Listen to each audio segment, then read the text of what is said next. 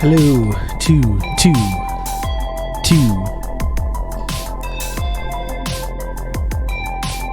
I think, correct me if I'm wrong, but I think I may have just said hello before two for the first time in like 3 years. Count on me. You're gonna have good old Rob to talk you through all this. Dance. Yes, dance. TRRS drums.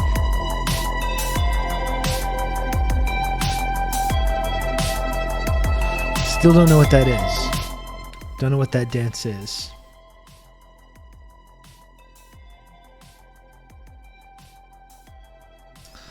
Hello everyone, and thank you Moist Owlets. Thanks for the 30 months of Tier 1. Thank you. Who is going to be the first? Who is going to be the first chatter to achieve the extremely elite and exclusive 3-year sub badge? People are so close. People are getting so close. Any week now.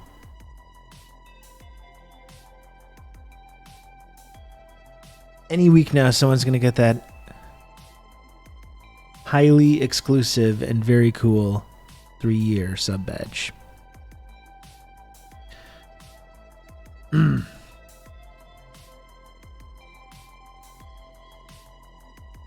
We got some 35. I think we got some 34 monthers. I don't know if anyone's at 35. I'm not sure if anyone's at 35, but there's definitely like at least 2 or 3 people at 34. My only wish is to send my account to the future to get that sub badge first. Well, you're not too far. I mean, you still got a ways to go, Dakadoon, but you know, you're every month it's just one foot in front of the other. One foot in front of the other, you know?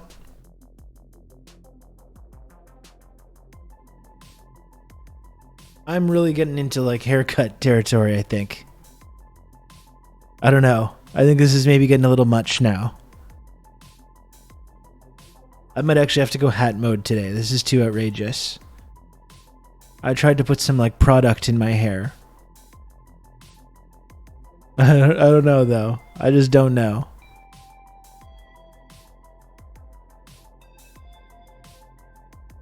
I don't know about this.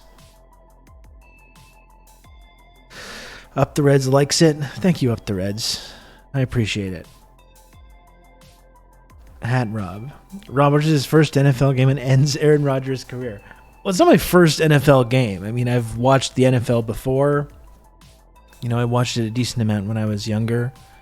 I usually watch the Super Bowl every year, maybe a couple games in the playoffs every year, but I'm not like a Sunday throw on Red Zone all day guy, but I might become one of those guys though. And I watched Monday Night Football last night. I watched of course the Jets and Bills game. The Bills were on thin ice. I mean, a couple of games this weekend really. Like Adam Johnson recommended that I follow the Bears because of the long time Canada-Chicago connection.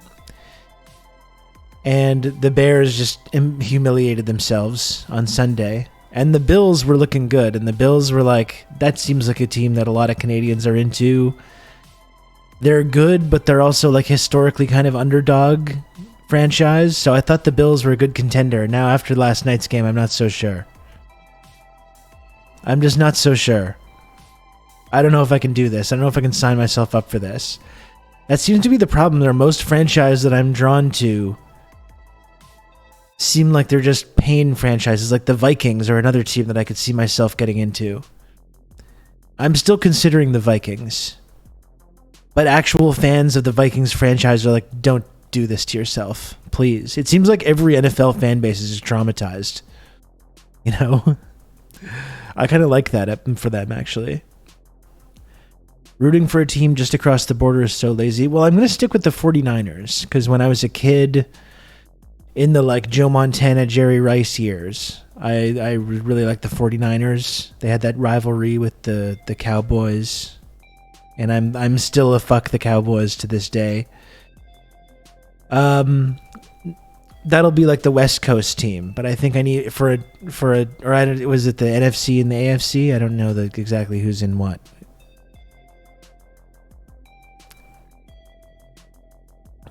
I'm trying to narrow it down. I might go with the Bills still. The Vikings are tempting, even though actual Vikings fans seem miserable. How about the Lions? I don't know. I mean, the Lions seem tempting too, because they're kind of historically dog shit as well, and seem like they're good this year. So that seems kind of a fun story. You know, I don't know if I want that though. I don't know. That's right, Orb Lady. It's early Rob. I'm starting to get the show started earlier now, so I have a bit more time. Time to talk about all the intelligent and subversive things that I'd like to talk about on here. I'm still kind of tempted by the Bills, even though it seems like Josh Allen is coming on the downslope here. They're coming down to earth a little bit. He did not look good last night. And with the craziness of the game last night, with Aaron Rodgers being injured in the first quarter, the first drive, and like at first they were saying it was his ankle, and then I saw that video highlight today from behind where you can see like his Achilles tendon just snap. It's horrifying. Horrifying. And weird how someone like Aaron Rodgers, all of a sudden sports science is going to be his friend now. He's not going to be doing any alternative medicine, ivermectin or anything. When a doctor is like, we're going to do surgery and give you these drugs to fix your Achilles, he's going to be like, okay. And I imagine he's not going to be asking too many questions about whether that's like some kind of big pharma conspiracy, New World Order thing. I think he's going to be like, okay, sure. Give me what you got.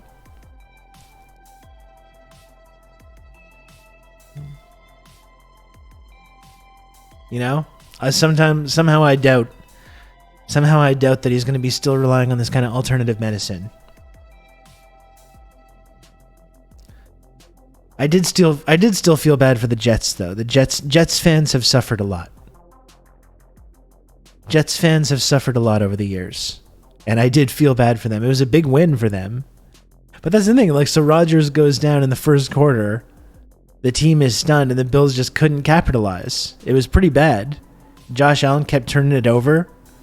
He did not look good. He's like on the cover of Madden and everything this year, big kind of A-lister. He did not look good last night. You know?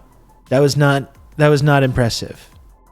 I'm here solely to laugh at Aaron Rodgers.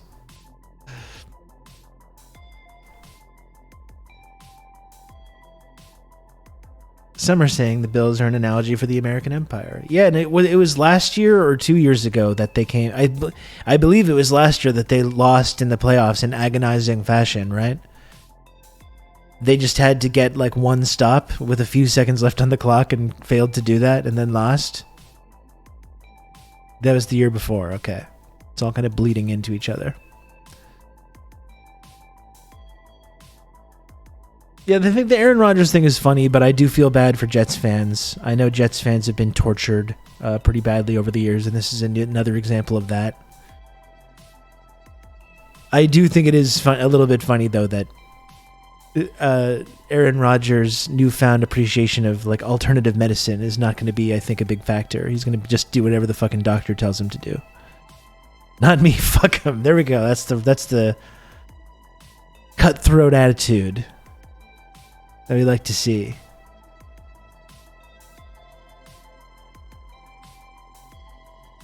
I don't know. I still don't know if I'm going to become a football guy. I'm trying. You know, I just kind of miss sports. I like the idea of just having NFL on all Sunday, though. I think that's always been something that even though I didn't really watch the sport much, I was kind of like, that seems kind of cool. That seems pretty cool to me, actually. So it's more about that really than anything. But in order to really become a guy, you really have to get emotionally involved, emotionally connected to a team or a player.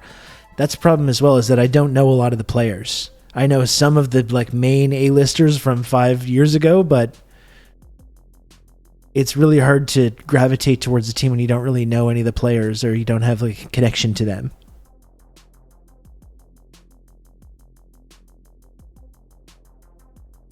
Yeah, I know Messi is in MLS now. Yeah. Good for him. Not a big soccer guy either.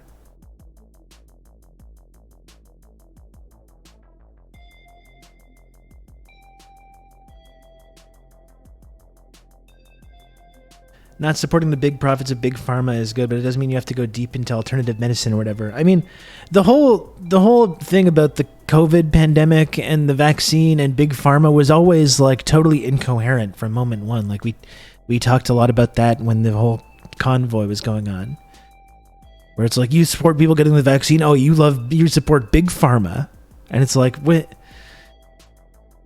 The ability of big pharma to like make medicine, that's not what the issue is. That's not what the issue is.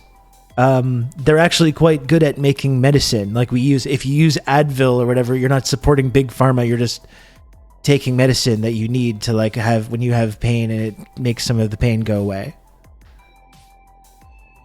You know?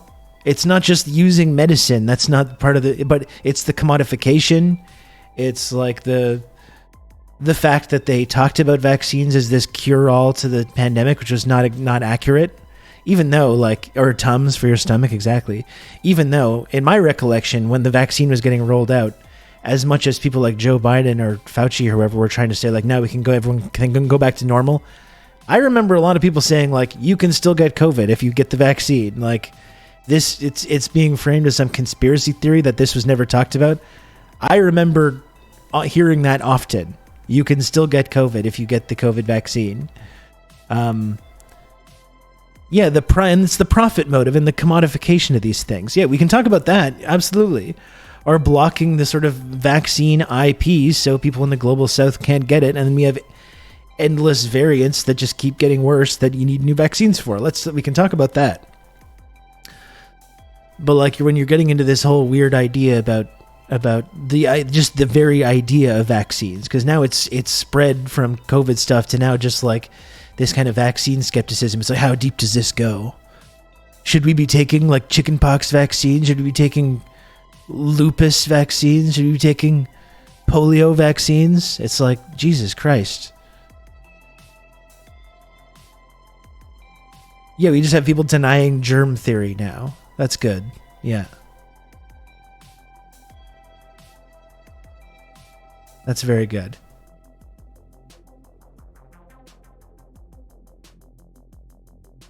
So yeah, the idea that the vaccines were just used as some be-all COVID cure that's going to make us be able to go all back to work, that was never true.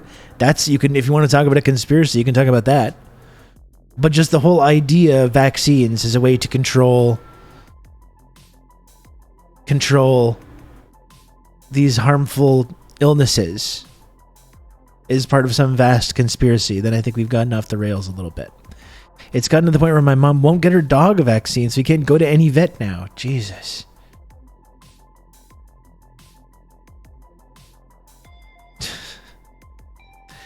Everyone who took the vaccine was supposed to die in 5 to 8 months. Seriously, like when are all these mass deaths going to happen?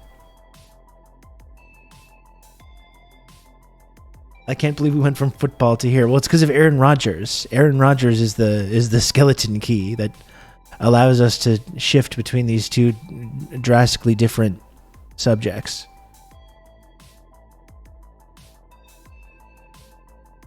Ugh. This is outrageous. What is this? Oh my god.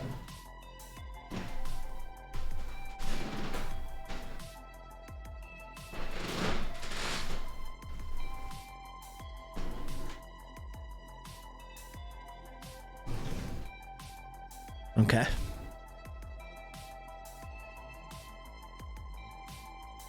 What happened to the conservative shaking disease? That's a good question. I wonder if those people from those viral videos are like still at that. It would be funny if you knew someone in your... I mean, it wouldn't be funny. It's weird and depressing, but if you knew someone in your life that was still doing that whole thing. And they're like, the videos aren't going viral anymore. No one cares. And now they're stuck doing it now because they can't go like, oh, okay, well, I feel better now. They've trapped themselves in a prison of their own design, of their own making. They just have to keep shaking all the time now forever. They go to the doctor. The doctor's like, this is not, you're totally fine. Like the thing with George and Seinfeld. My arm goes like this. Remember that? And he has to keep it up.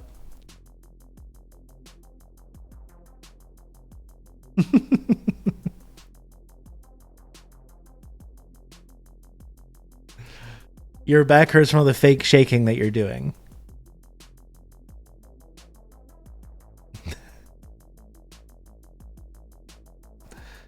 I wonder. It was really weird how that only seemed to affect conservative women in America as well, and not anyone else.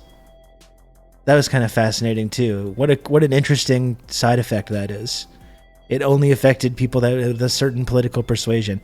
Maybe that was part of it. Maybe that's part of the conspiracy. It was targeted towards people with conservative beliefs. That's right.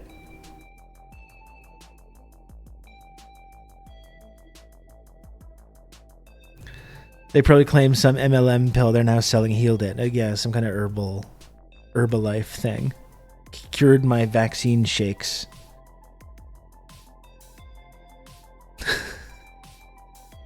I'm wondering about that. I wonder if some of those people are still doing that.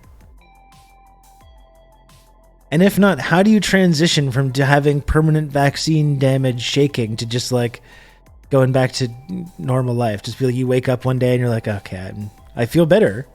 Weird.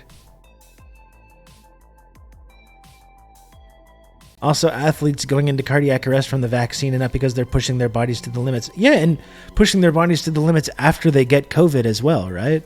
It's like you get COVID, which has known consequences and side effects for your cardiac ability.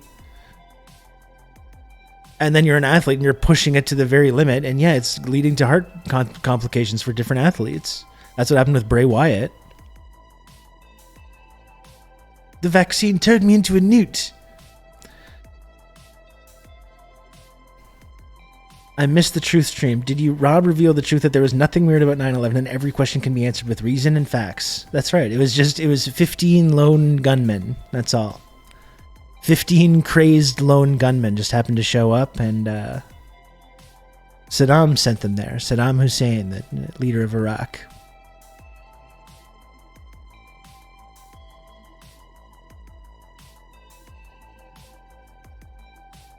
That's what happened.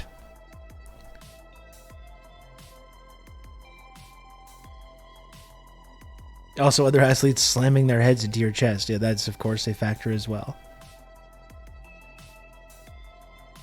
I got better.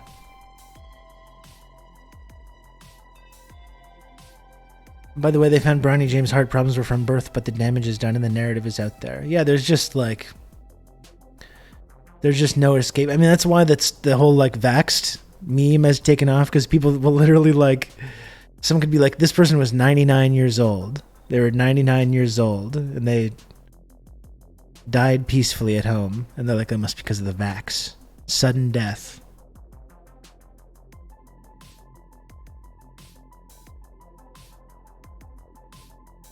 We spent most of the time trying to figure out the name of the channel that left the community due to Rob's lack of a 9/11 stream.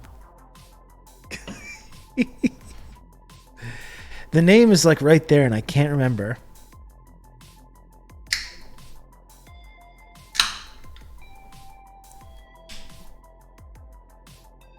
Chin chin, folks. I got a green monster. What is this even? Is it watermelon? It's like a tropical kind of thing. Island flavors.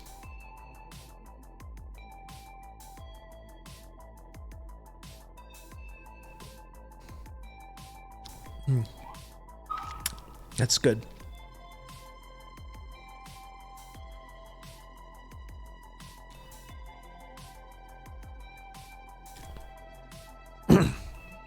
Marty knows when a monster has been cracked.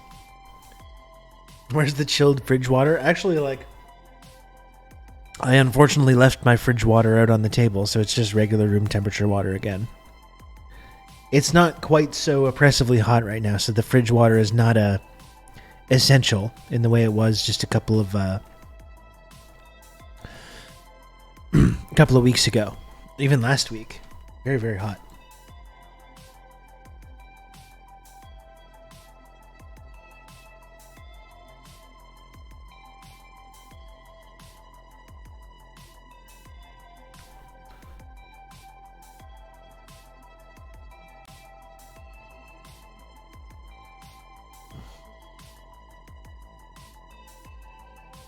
We went to visit my mom and stepfather a couple weekends ago. My stepdad asked Clue, "Do you need anything at the store?" She said a sparkling water, something like bubbly is what she had in mind. He brought back this tall boy Monster Energy that is advertised as deep well water. What? Is that like a flavor? Monster is sparkling water mostly, with just a few little added ingredients.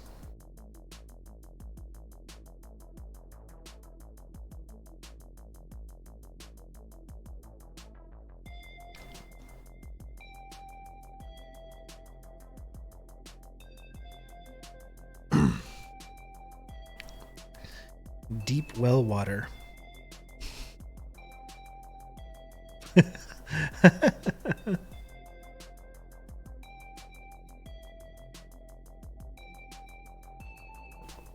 Oh, but it is just water?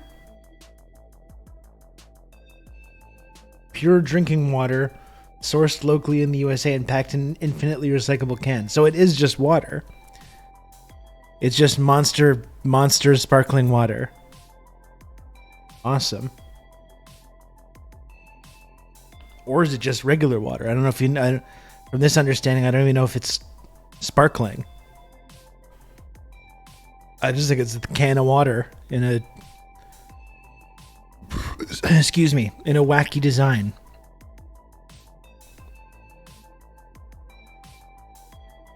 They're making non-alcoholic seltzers now. That's just seltzer. Yeah, what are we doing here? What are we doing? It's a non-alcoholic White Claw.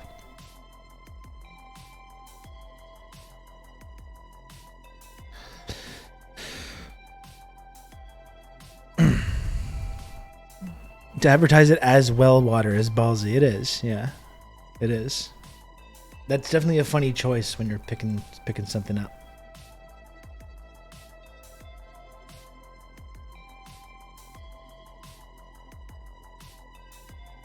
You guys drink Mixer? What do you mean by that? I do remember one time, like years and years ago, like probably 20 years ago when I first moved out, my roommate at the time got a thing of like whiskey sours. And I got addicted to just drinking the whiskey sour mix, but that was 20 years ago in one time. I don't think that qualifies as continuing to like it now.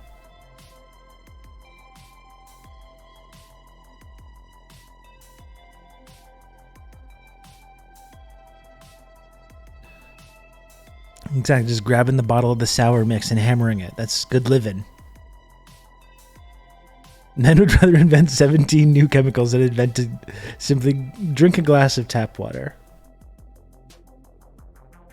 I'll show you, because I was looking at the monster thing. Like, this is really funny.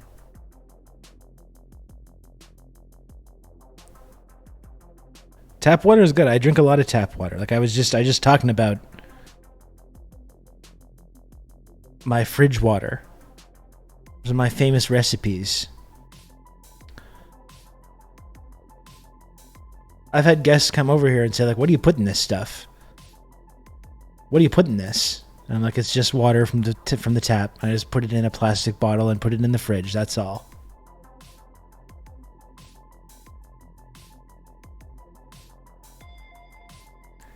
Oh, it's a joke from some show. I don't remember what, but one character is buying a Coke or something, and the other character is like, you drink Mixer? I see. I see. Bottled water is such a grift. I mean, most bottled water is tap water. That's the funny thing. It's one of the most horrifying scams, the way that like companies like Nestle pay like $5 a year to have access to this like public utility tap water and just pump millions of gallons of it and package it in unrecyclable, non-biodegradable plastic and sell it to people at 5 times the cost. It's just like, it is absolutely insane. It's one of the things about our society that just is completely insane. Do you know about Coca-Cola's Dasani fiasco in the UK? No, I don't think so. Yeah, 5 times more is being generous. It's way more than that.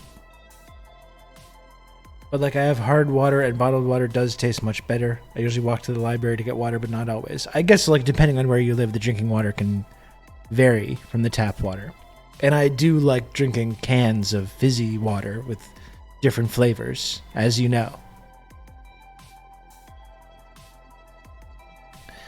Okay, let's blame Dasani. No need to slander Coca-Cola. This is more like a warning shot. I'm sure that like whatever's going on in the Dasani operation, it's disconnected from the main leadership. And I know we know that the good folks at the Coca-Cola Corporation wouldn't tolerate any kind of that nonsense. So, you know.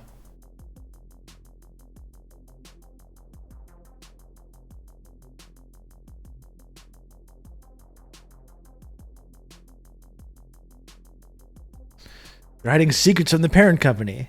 Unbelievable. We learned on Tradle that 25% of the billion-dollar export trade of Fiji is literally water. And it's not like fancy volcano water or anything like that, too, is it?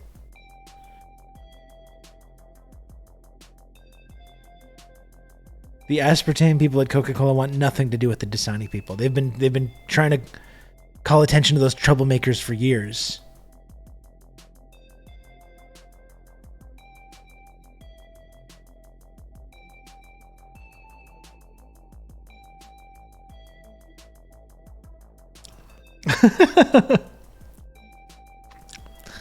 Dasani marketed it as being full of, quote, spunk, a common slang term for cum. And then their bottles of water somehow had over the legal limit of a contaminant, even though they were they were just bottling tap water.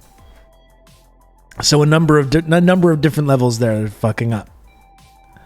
They like somehow added in. Maybe they're just adding cum into the water, and they're just being honest about it. They're just being honest with people about that, and that's what the contaminant is.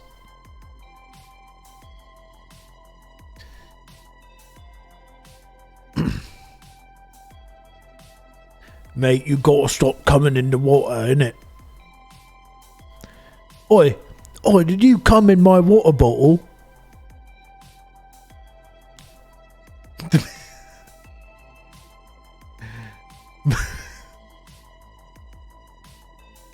Are you having a laugh? Are you having a laugh, innit? You coming in my water bottle? What a silly place. What a silly place.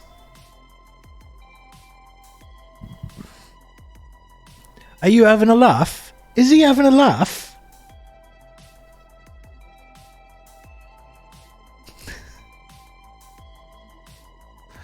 From Extras.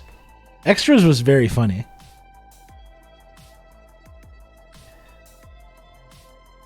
Ricky Gervais has become a parody of himself and is not funny, but Extras was very funny, and The Office was unbelievably funny. I think Stephen Merchant had more to do with Ricky Gervais being successful than Ricky Gervais did. He's having a wank in my bleeding water bottle.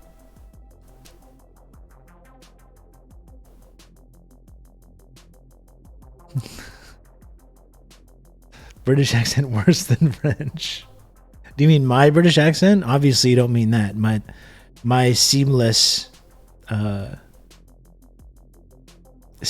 imitation, chameleonic ability to mimic other accents and cultures. I'm sure Owl or Blady just means like in general. Ignoring that last comment there. Montreal's water is sourced by a river that comes out of the Great Lakes. That's probably pretty good. It is good. It is good. It's very good. Although for a while in my previous place, there was lead in the water because of the pipes. The water is good. It's the pipes that are not so good. Still got some lead pipes we're dealing with over here.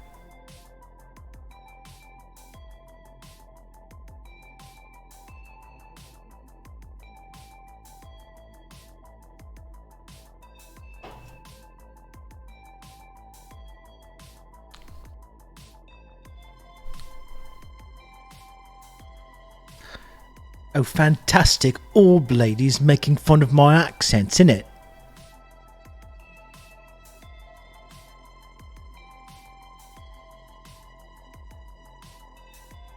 My water comes from glacier melt, so it's always pretty good. It does sound good. Sounds very refreshing. There'll be plenty more where that came from, too.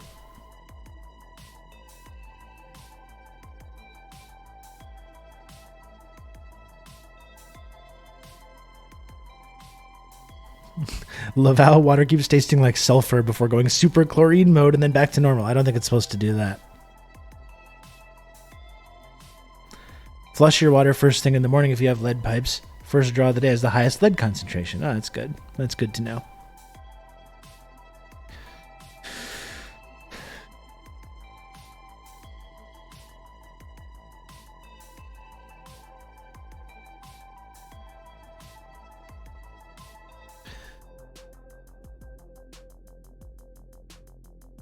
I've been like really itchy lately. Like not like I have bites or anything, but like my skin. My skin is physically itchy. I don't know if I'm like allergic to something or what the hell's going on.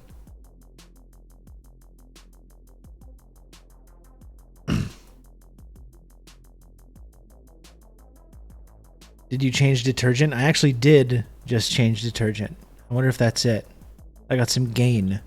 Perhaps it's the Gain. It's also just a dry skin thing. I've been so peely lately. I've been very peely. My whole face. I put a bunch of moisturizer today to try and get to the bottom of this. I did laundry yesterday and used Gain. Honestly, my laundry smells quite good.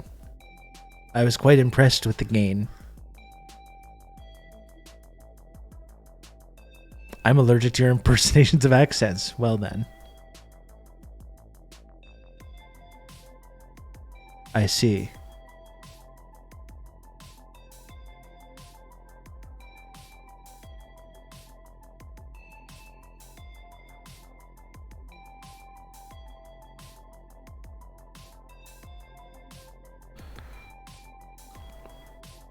I have to use hippie Some detergent. guy, Rob Russo, some leftist based in Canada. I was turned on to this sick individual, and I found this.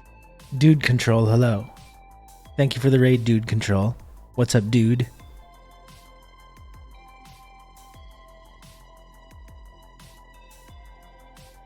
Dude, tomorrow's already the 10th. Just slip the rent under my door.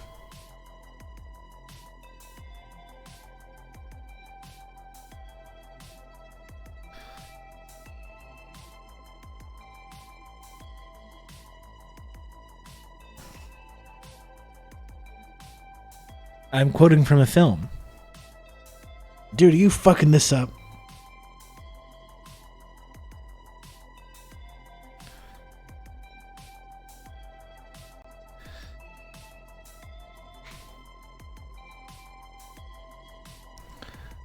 Why'd you go over to your landlord's play? I don't know, the dude's just a gregarious guy. He wants to give Marty notes on his cycle, you know? He's not thinking about this kind of economic relationship that they have.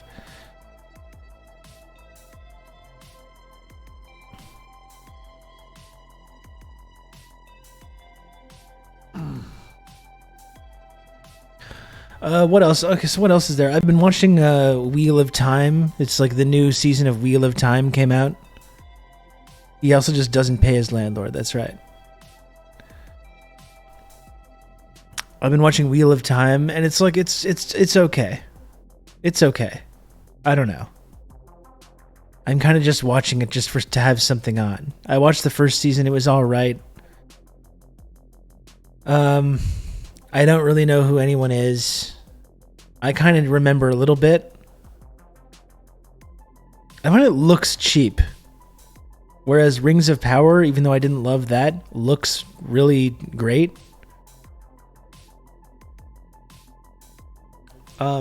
Wheel of Time looks like cheap TV, I find. And the scenes that take place at night, man, it's like, I really wish, not to turn into old man yelling at cloud again, but I really miss when you could shoot a scene at night, any kind of film, and you could like see what was going on. You use this thing called lighting. I know it's this crazy concept to a lot of modern filmmakers. You use this thing called lighting. So when you're outside, you can like see what is happening and see who the characters are and see what's going on. It's not about exposure though. It just looks like shit. It's not lit. It's not lit well. I don't know why like this lost art of like pointing lights at your actors so people can see them. I don't know why this is so difficult.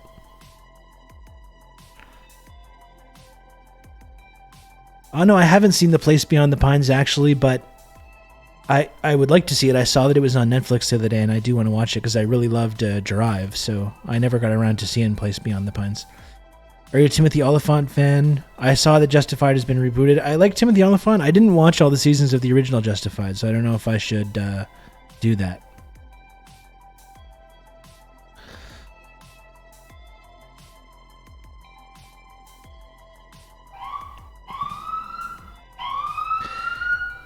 I read summaries of the entire first season, remembered nothing of it. I can tell you every character and plot point from House of Dragon, an actual good show. I liked House of Dragon a lot.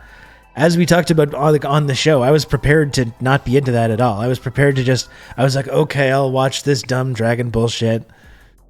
You know, I guess. And I ended up really liking it.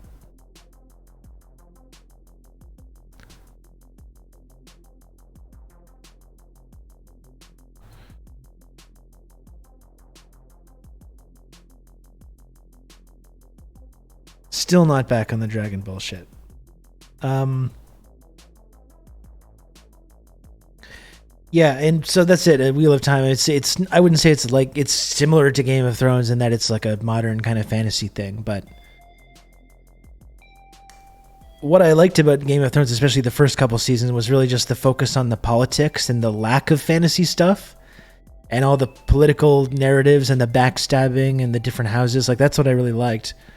Wheel of Time is really heavy on like the lore and magic, and it's got a whole like magic system, and you got a cast of like kind of powerful magic witches, similar to the sort of Bene Gesserit or in Dune or whatever. You got that. You got a bunch of kids, so it's like kind of a youthful thing. You have these kids that come from this small village and go on some big quest to fulfill some kind of prophecy. There's some kind of like overarching time thing that I don't think. I know it's called the Aes Sedai, but I don't need to alienate everybody.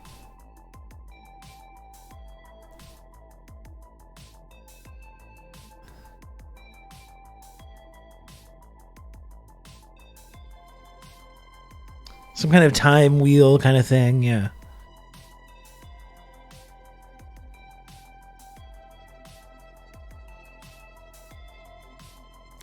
I still think GRRM is going to finish at least Winds of Winter. I believe it. I think he's going to do it.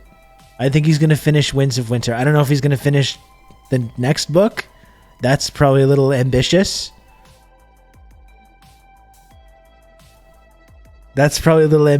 I think he's going to finish Winds of Winter, though. I believe in him. I believe that he can do it. I think part of it is because I see something of myself. I totally understand, you know. I see something of myself in him. And I get it. I get having this big franchise and everyone's waiting for you to finish this big project and just being like, I can't do this. I just can't do it. You literally have years. Like you had like 7 years to like just finish the thing before they could get caught up, and you just didn't do it. I think that's cool, actually. I respect that. That's probably what I would do if I was a successful fantasy author. Everyone would be like, this is so great. You have 7 years to finish this next thing. You should be no problem, right? And I'd just be like, and then it'd be like 6 years and 11/12 would go by. And I'd be like, fuck, I haven't started this. I took all that money and spent it, and I just haven't done the thing. That's probably what I would do.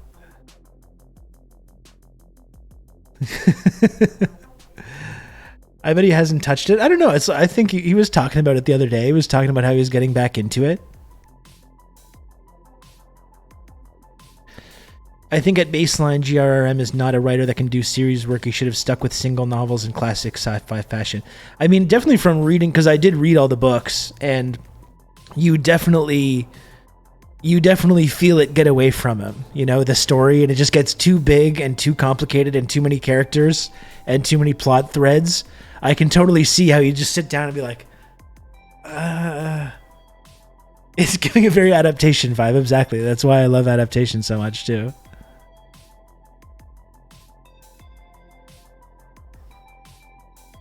Robin's yacht, sunburnt, bottle of mixer in hand. Oh shit. And then like working on other big projects instead of the one you're supposed to do. That's very relatable as well.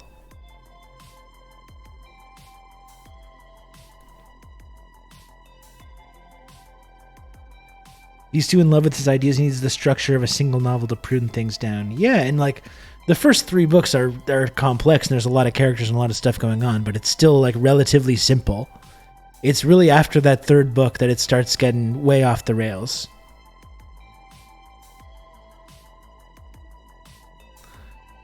He'll insert himself, fat, balding, disgusting beardo, GRRM emerges, riding atop a resplendent dragon. Yeah.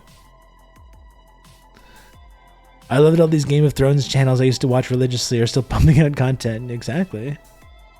Yeah. It's pretty impressive.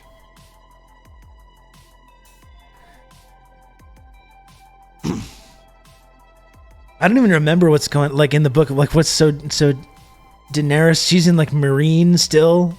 There's still a whole Marine civil war and some plague going on that she's caught up with. There's another John Connington and like another Aegon who just, they didn't even make it into the show. There's so much. That's the thing. It's like the same thing happened in Lost to a smaller extent as well. Even though Lost, I guess, had the good sense to just end the show when they could. But like, instead of just like having characters and resolving the storylines that they had, they just kept adding new characters in every year, adding new stuff rather than resolving anything. I feel like that's what happened kind of with the Game of Thrones books. We're just gonna keep adding new stuff, new prophecies, new guys, new main characters, new perspective characters.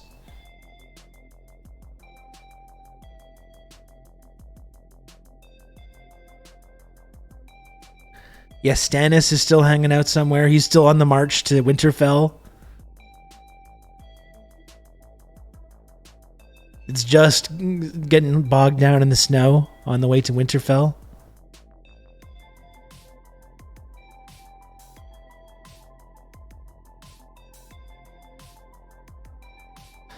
There are a lot of things I really liked about the book, though, that they didn't capture in the movie, especially with those later parts as well. That whole once they got off the rails with the book, they just completely lost it as well. I really liked the whole like Reek storyline, how totally traumatized Theon was, which they kind of hinted at in the show, but didn't go nearly as far. Where he's like another person, basically, he's another person entirely.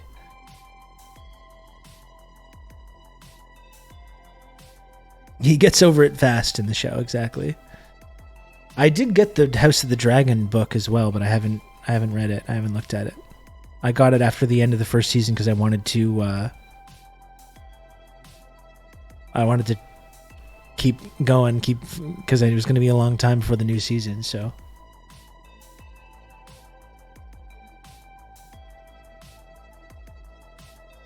it's crazy that he killed off huge portions of the cast, and at the end of book 5 he's still got too many characters. He's got so many fucking characters. Like, it is ludicrous. It is so overly complicated.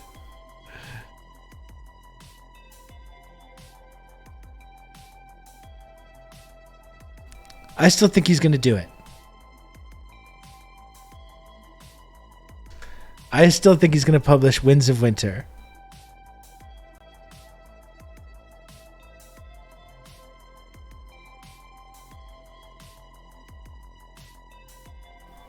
The last update was there was an update July 24th.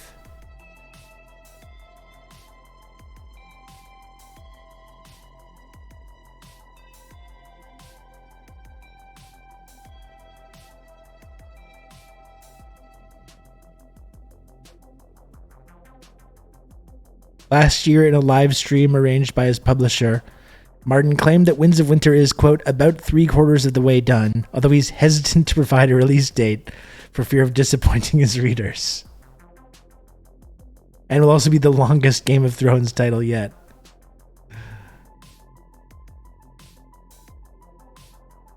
I still believe in George. I still think he can do it. I do. Maybe I'm crazy. I don't know. Maybe I'm crazy.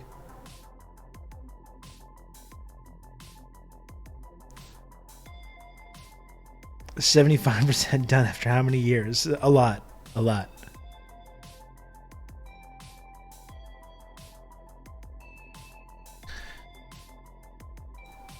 One thing that I really like too, I think Feast for Crows is one of the weaker ones. Or is that the... Do I even have them here? I don't even remember.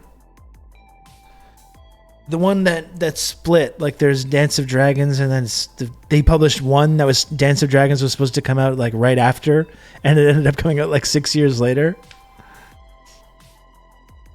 But I really liked the storyline of how like Cersei finally like had the opportunity to like take over and be in charge.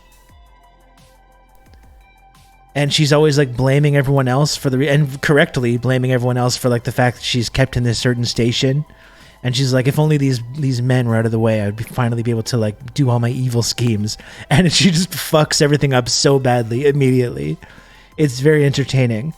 In the show, she was a lot more like nuanced and shades of gray, and like wasn't portrayed as like incompetent as she is in the book. But I thought it was very entertaining the way she hatches these harebrained schemes in the book. And then just like, they all just blow up in her face like spectacularly.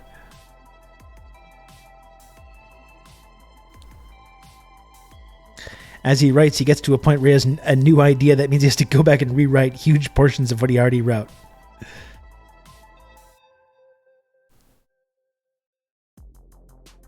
Yeah, she thinks she's going to be so good at it, and she's so bad at politics. It's really funny. It's really good.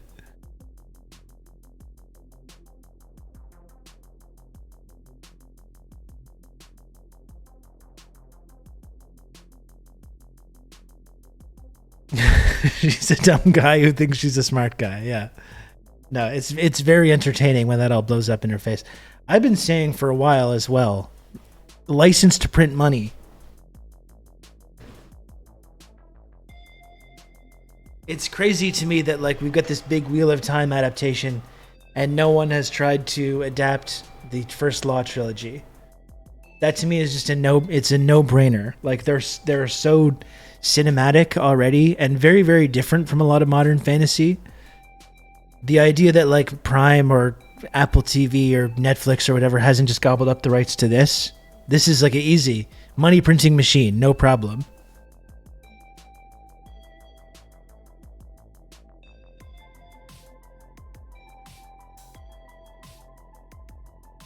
The First Law trilogy is really good, and he also has a bunch of standalone novels like in that universe, which are all really cool and are all kind of references to films as well. There's one, Best Served Cold, that's basically like it's like a Kill Bill. It's like fantasy Kill Bill. That's cool. There's one called The Heroes, which is like a war movie, basically. Don't give Apple ideas, or I'm not subbing to that shit. Well, neither am I, but, you know, there are ways, dude. There are ways, dude.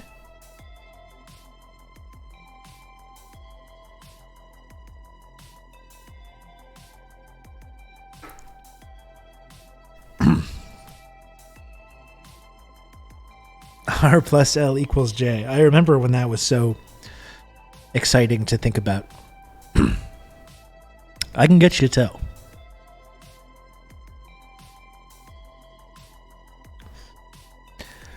I would like to see, like, it's crazy for all the Game of Thrones stuff. The idea that, like, we've never even really seen Rhaegar Targaryen. We've seen so many of, like, he looms so large over the entire story, and he's never really been depicted in any way.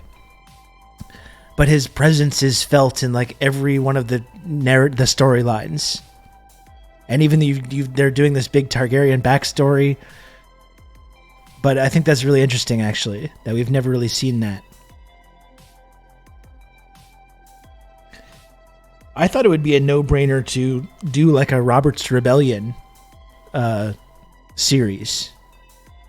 Where you have the whole story that sets the backstory of the original Game of Thrones, that really sets up that from like 20 years before, with the Mad King and Rhaegar and Lyanna and the Starks and Robert Baratheon and all that stuff.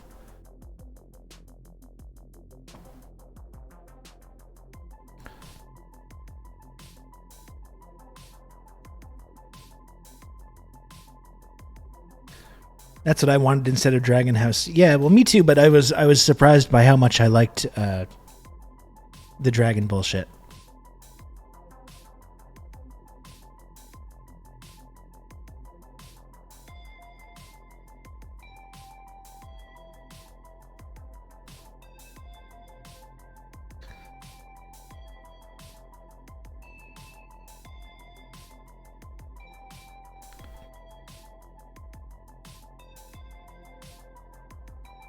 I don't know if I realized you were a Game of Thrones head, Red Scary. I got really into it. I got really, like, as many people did, I got really into it when the show was on, and then, like, wanting to know what happens. So yeah, I read all the books and all that shit. I got really into that shit.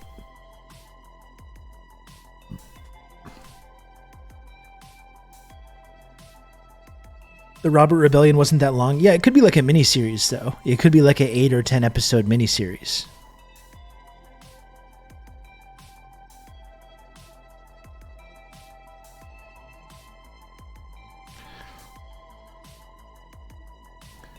With these time jumps, we might soon get to Robert's Rebellion, but isn't that, like, still significantly, like, way in the future?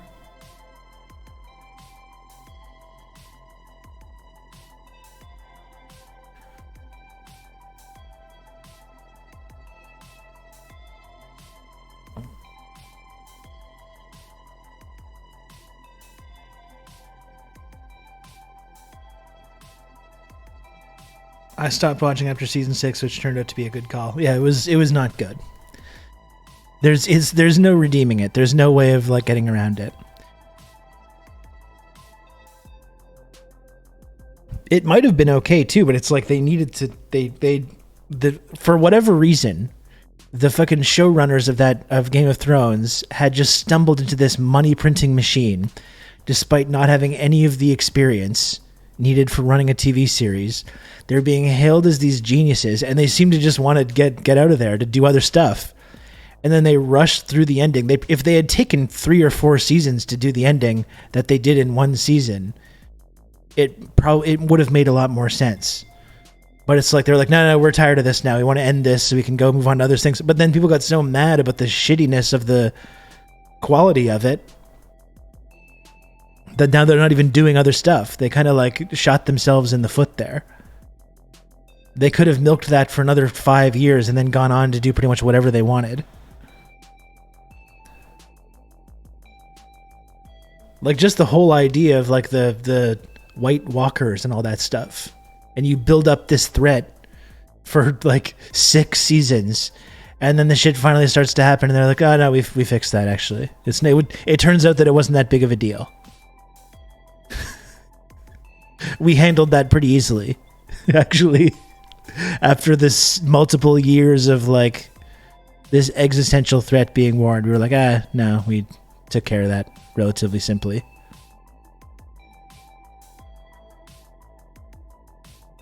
Yeah, Arya just stabbed the boss guy. No problem.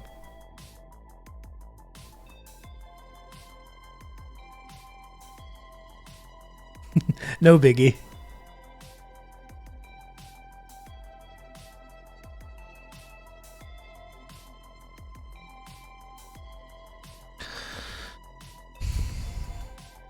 And this is why people don't like the metaphorical blowing your load early. It's true. The metaphorical or the literal. Neither of those are popular. Can't blame the show writers because GRM didn't finish. I think you can, though. I think you can. I think they had enough of a blueprint to work from that they could have still made some compelling TV and given it a satisfying ending. I think Jon Snow not really amounting to anything. That's boring, you know. Bran the Broken. Bran the Broken. Okay.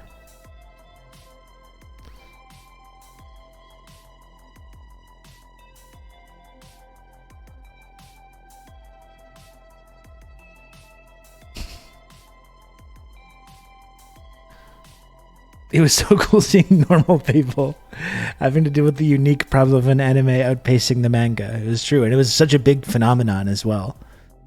There was so much riding on it, and they just failed. I don't understand why anyone still uses the villain gets destroyed, all the minions crumble to dust plot device. Yeah, it's boring. What a boring trope that we've seen 8 million times.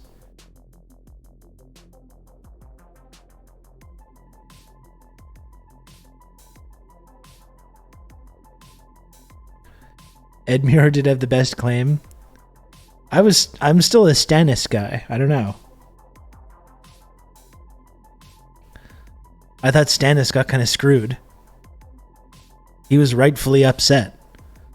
He was rightfully upset that his legitimate claim was being ignored by his shitty little snot-nosed brother.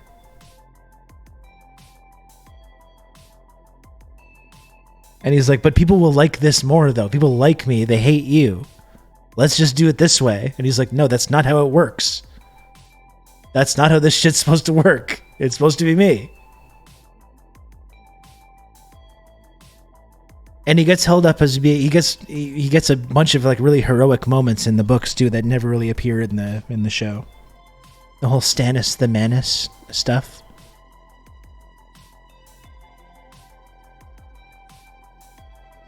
I think it was hilarious how they showed their whole unhistoric asses and let entire armies sneak around on land without getting detected. There was the whole like Daenerys thing. Oh, she just forgot. She forgot that fleet was there. Remember?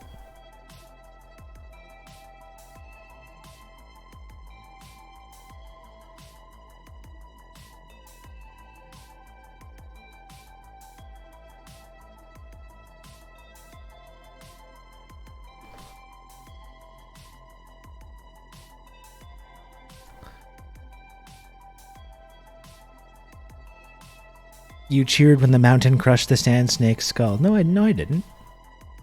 That was a legitimate trial by combat.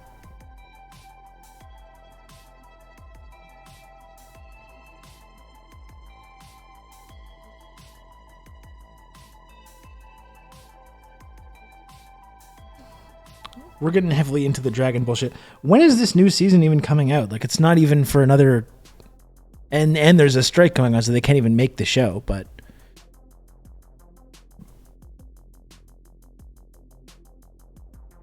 You know? When is that new season even supposed to come out?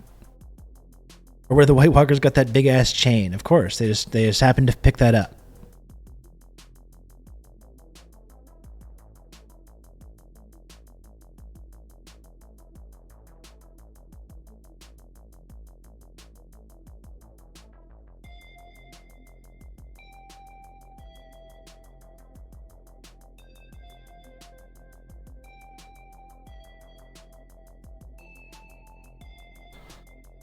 Ugh.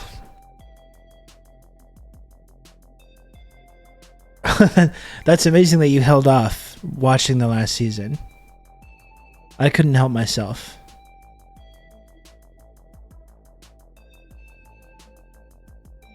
I couldn't help myself. I tortured myself by watching every single episode of it.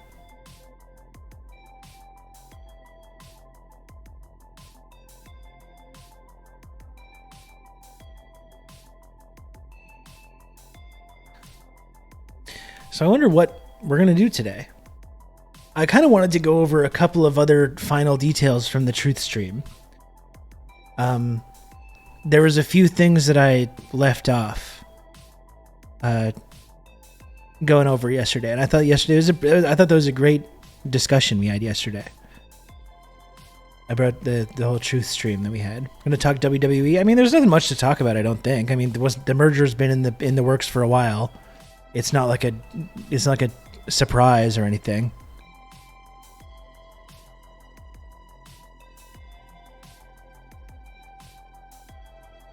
Who knows what it's going to mean for the actual product?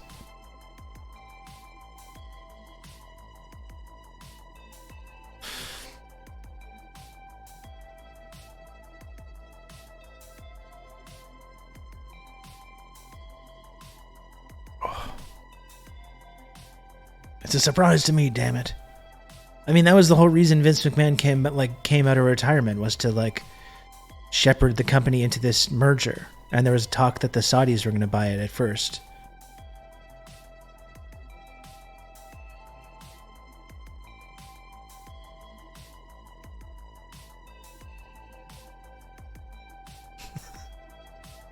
I don't have any... This sounds like such a Marty thing to do. I don't have any real gripe with GOT. Mostly those shows just don't do anything for me, but I do miss being in the office and, for one thing, dismissing it as that dragon show to coworkers and immediately drawing everyone off sides. Marty, you're just the personification of that meme from the Tangled movie with everyone pointing the swords at the guy.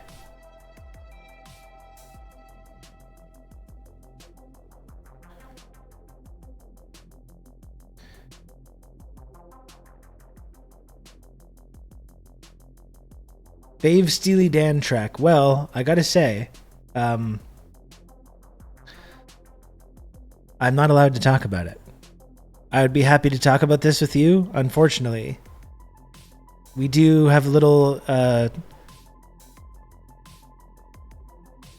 we do have a what's known as the Dan ban on this channel, where such discussion is no longer allowed.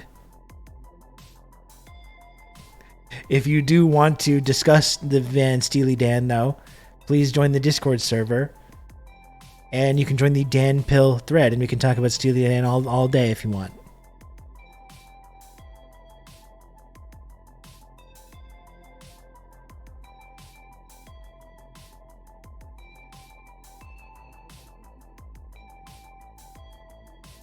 I think it might be Gaucho, though.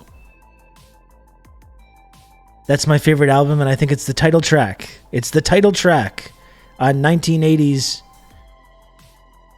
Steely Dan smash hit masterpiece, Gaucho, the title track. And I love the whole album. There's a lot of Steely Dan songs that I like a lot.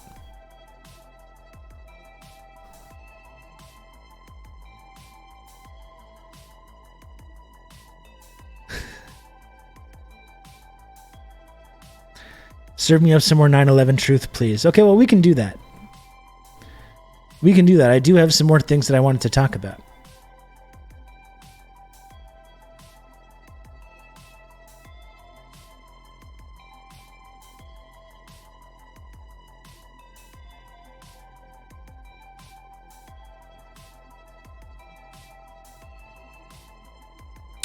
Just the song, I'm sorry, but just the song Gaucho is so it's just hilarious to me. It just makes me laugh so much because it's this little self-contained story about this man who's like berating his lover for bringing an Argentinian gigolo to some like fancy party that they're at, and it's just having this guy having this little tantrum over it, and it's just so funny.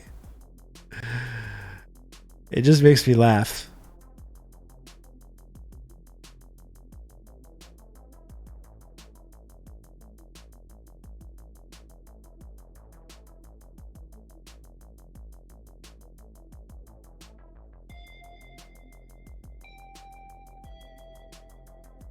Let me see.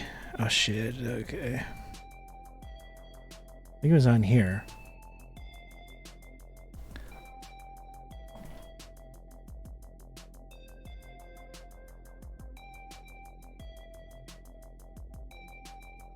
You say this guy is so cool.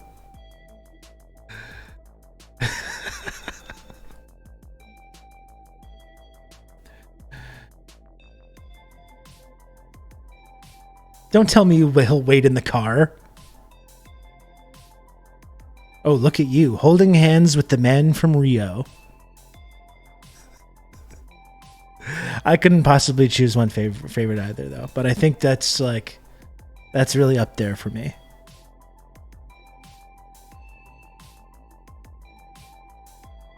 I'll drop him near the freeway. Doesn't he have a home?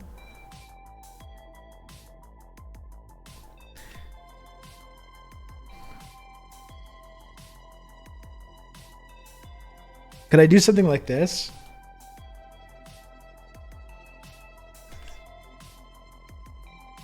No, that doesn't work.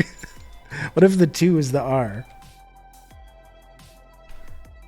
No, that does not look good.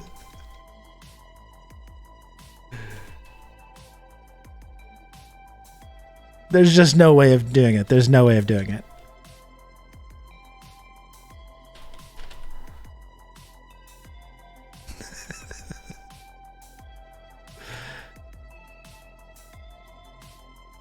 There's just, we don't need to go into like a super big, long, detailed thing here. There's just a few other things that I wanted to talk about. And I think also, just to sum up, for people that weren't here yesterday when we talked about, 9/11, we spent a lot of time talking about Chile and 9/11 and this kind of stuff that America does around the world, the kind of stuff that like America inflicts 9/11s on nations all over the world every single day. We talked a lot about that and like the Pinochet and the horrors of the Pinochet regime that the United States supported. But the main takeaway, I think, for me is like when you talk about 9/11 conspiracies and it's become this, the 9/11 truther movement, it's become this like toxic thing. Conveniently, you have this narrative, these wacko guys that are making the whole thing just completely toxic to ever talk about, which is, as we've talked about with any other conspiracy theory, is part of the conspiracy. The fact that these people are sort of like used as a way to shut down any questions about this. Anyone that's asking questions about the United States' role in 9/11 or whatever, it just, you end up getting shunted into this like weird sect of, or group of conspiracy nuts. But I think the main takeaway for me yesterday was just that it was asking 3 basic questions, right? It was asking 3 basic questions. Did the United States create the conditions for the September 11th terrorist attacks to happen? Which is yes, obviously. The U.S. State Department, the CIA, were deeply involved in like creating that whole version of like Salafist, violent Islamic extremism. They helped fund these groups originally, and they helped spread this kind of ideology around the Middle East precisely because they perceived the growing kind of pan-Arabic sentiment, which was based in like kind of mutual solidarity and respect and decolonialism. And they viewed, they used this kind of like version and they spread this kind of notion of violent Islamic extremism as a way to disrupt that kind of sentiment. Arming and funding, of course, these kinds of extremist groups in Afghanistan in the 80s. being so tied up with Saudi Arabia and having Saudi Arabia be such an essential like point for them in the Middle East, kind of a colonial outpost and a colonial collaborator, which they could use to control and dominate the whole region and control the oil production. State ownership of oil was huge to Pan-Arabism as well. Yeah. And so that's the number one question, right? Did the U.S. help create these conditions that led to that attack happening? Yeah, of course they did. Was there a cover-up? That's a big question. If there's a conspiracy, was there a cover-up, or do we know everything that happened that came out in the 9/11 Commission? And yeah, of course there's a cover-up. Yes. And that's not a conspiracy. That's not a big crazy tinfoil hat thing. Yes, they covered up the Saudi Arabian involvement in the September 11th attacks. They knew right away who was involved. The FBI and the CIA had been tracking some of these guys, and of course not talking to each other and not communicating and keeping things from one another until the last possible moment, which is also very suspicious in and of itself. Was it an accident? Was it intentional? That's part of the question as well. But yeah, they covered up Saudi involvement. As we talked about yesterday, there's direct evidence now. It's very interesting, the evidence that's come out because of this lawsuit, which is another whole thing, by the way. If you're going to talk about these wacky 9/11 truthers, the wacky toxic 9/11 truther movement, the thing that no one wants to admit when they say that is that the actual families of the victims of people that died on September 11th are part of this wacky tinfoil hat conspiracy movement, and they've been trying to get this class action lawsuit against Saudi Arabia off the ground for years now, and have been stymied at every opportunity by the U.S., who have refused to kind of cooperate. But it's very interesting, some of the evidence that's come out just as part of this lawsuit.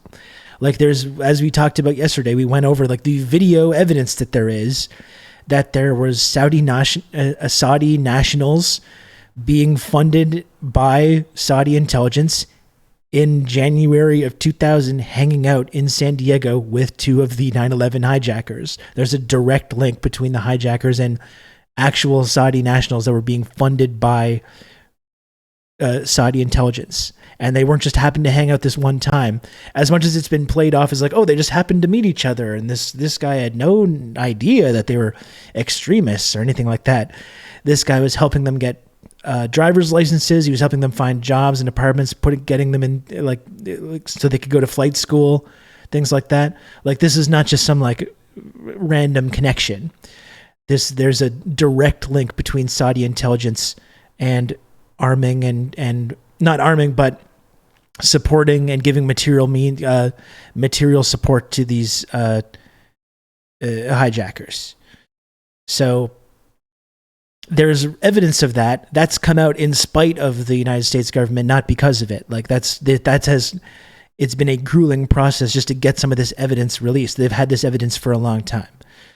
So he was just photobombed. Just leave him alone. Just a neighbor being neighborly, of course. So yeah, there's a cover-up.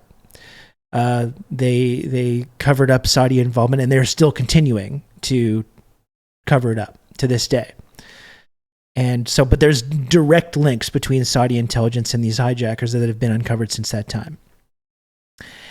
And number 3, did they benefit from it? Did they profit from it? Yeah, obviously they did. Obviously. They used it to launch this massive invasion of a country that had nothing to do with it, which they had already been planning to invade for years prior to that. Dick Cheney had been drooling and anticipating over attacking Iraq and finishing the job for years prior to that.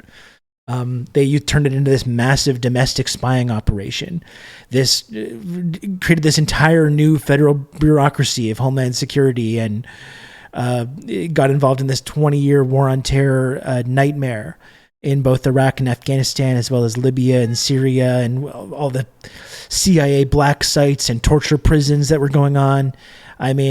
And that was just a huge gift to, once again, the weapons contractors and the weapons manufacturers and the military industrial complex, the deep state, whatever you want to call it.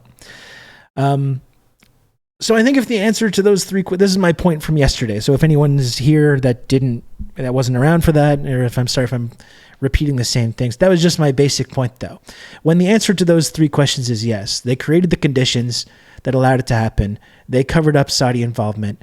They turned it into an immense gift and a profit to the weapons contractors, as well as to expand the power of this kind of like security surveillance panopticon. If the answer to those three questions is yes, then it doesn't really matter all that much, like who knew what and when, and who, whether they were directly involved in the planning of it, or whether there's this degree of separation.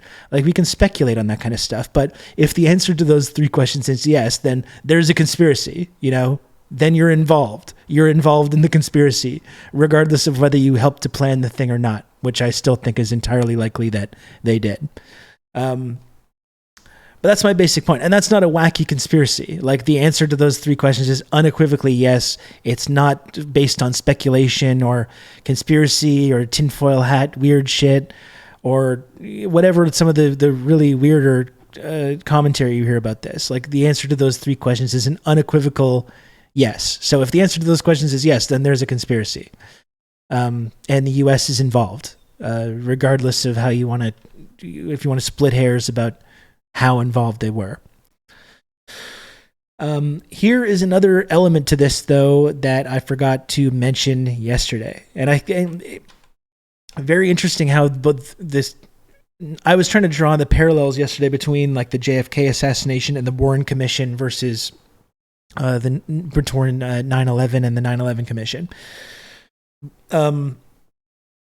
Which I think is very interesting. And it's very interesting the way that the 9/11 Commission debunks some of the most like serious claims, whether it's about Saudi involvement or whether it's about this thing that I'm about to talk about now.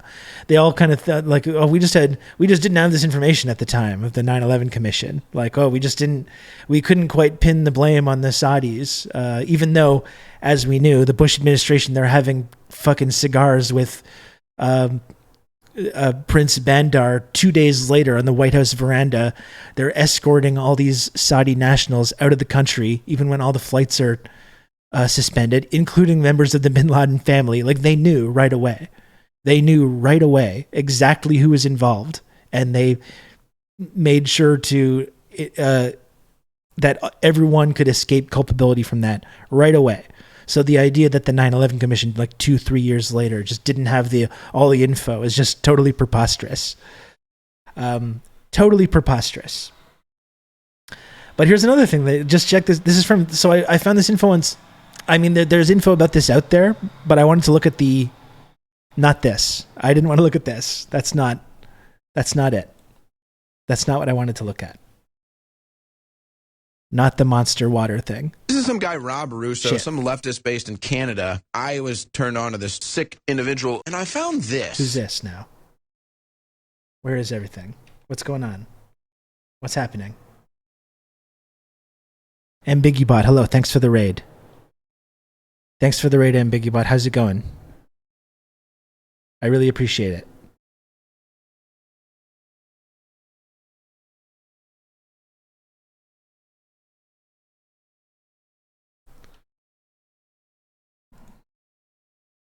TRUTHSTREAM AF. This is an important thing too that I forgot to mention yesterday. I forgot to get into this whole thing of the airline stocks, suspicious trading on these airline stocks in the days leading up to the September 11th attacks. And we're doing some light 9/11 trutherism, Ambiguibot. I hope that's okay with you and with the Raiders. Just a little mild trutherism, nothing too crazy, okay? Nothing too wild. Just a little mild trutherism. But this is interesting, and there's more info about here that about this subject, but I wanted to take a look at the Snopes article.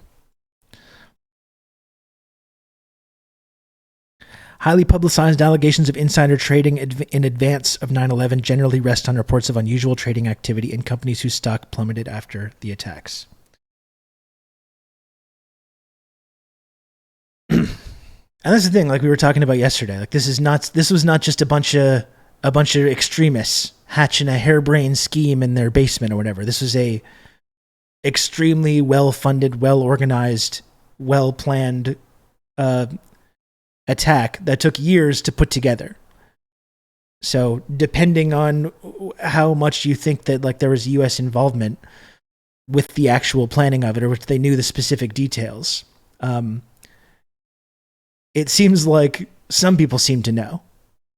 And it's interesting how you see Snopes is used to kind of debunk these kinds of speculations.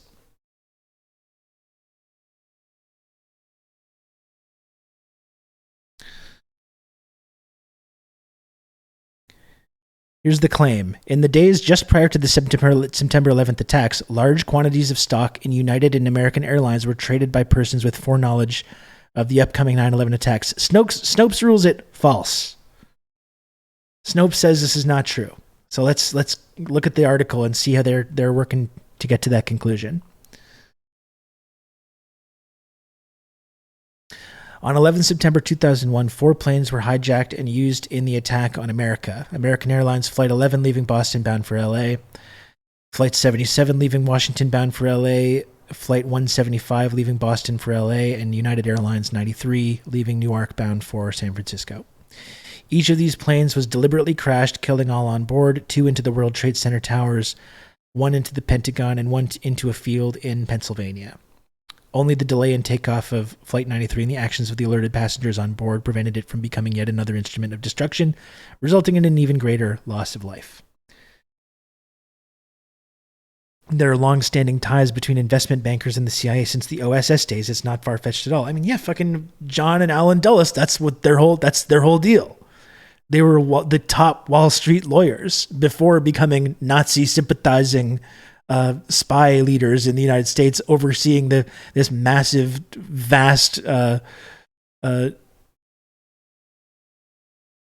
spying apparatus, which had more power than the actual United States government or the presidency. But yes, to say the least, there's a long history of that. And by the way, like, Devil's Chessboard is so good. People really have to read Devil's Chessboard. Because I think you realize how evil Alan Dulles was and the Dulles brothers, but it's like, oh, it's actually like we're barely even scratching the surface here. Anyway, the operation had taken years to plan, and the perpetrators knew well in advance which airlines would be affected. In the month prior to 11 September 2001 attacks on the World Trade Center and the Pentagon, unusual trading activity involving American and United Airlines stock was noted by market analysts who at the time had no idea what to make of it. Wildly unusual discrepancies in the put and call ratio, 25 to 100 times normal, were reportedly observed in stock options of the 2 airlines. In one case, Bloomberg's Tradebook electronic trading system identified option volume in UAL, parent of United Airlines, on 16th August 2001 that was 36 times higher than usual.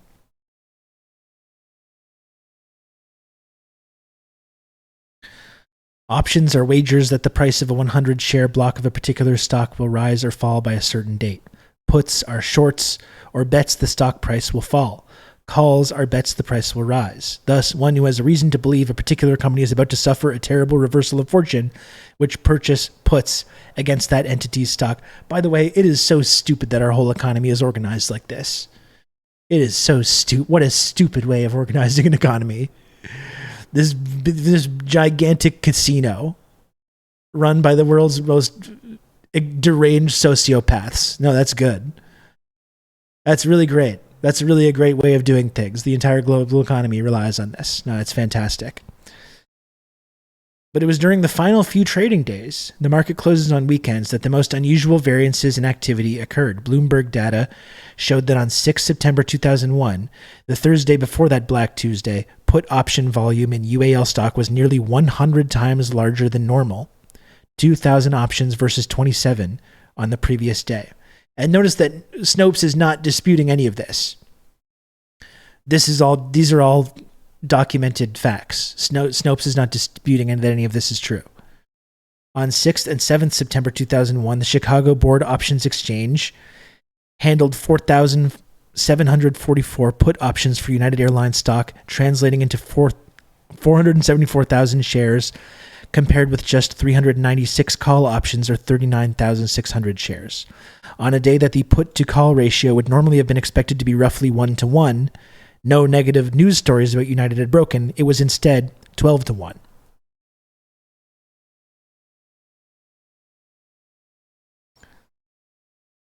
On 10th September 2001, another uneventful news day, American Airlines option volume was 4,516 puts and 748 calls, a ratio of 6-to-1 on yet another day when by rights these options should have been trading even.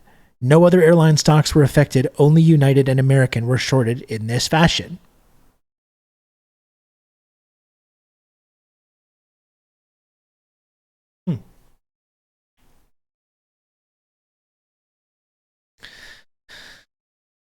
Accelerated investment speculating a downturn in the value of Morgan Stanley and Merrill Lynch, two New York investment firms severely damaged by the World Trade Center attack, were also observed.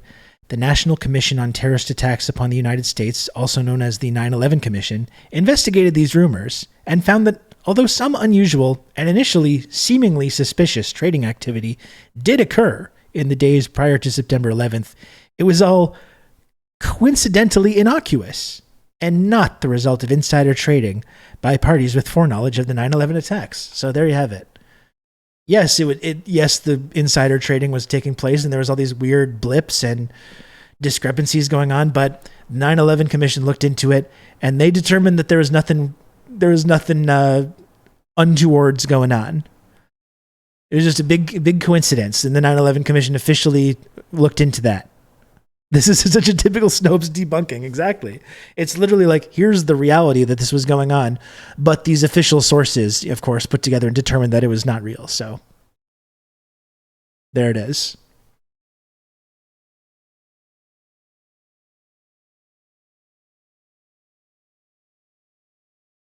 Just from the facts, it is coordinated activity. It's which is also illegal. And that's right. And it's like, it's not a coincidence. It can't be a fucking coincidence. We investigated ourselves and found no wrongdoing. Highly publicized allegations of insider trading in advance of 9/11 generally rest on reports of unusual pre-9/11 trading activity in companies whose stock plummeted after the attacks.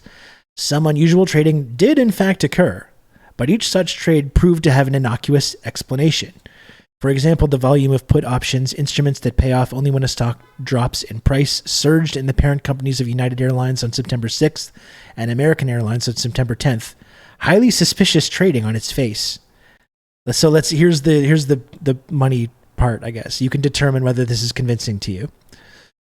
Yet further investigation has revealed that the trading had no connection with 9/11. A single US-based institutional investor with no conceivable ties to Al-Qaeda purchased 95% of the UAL puts on September 6th as part of a trading strategy that also included buying 115,000 shares of American on September 10th.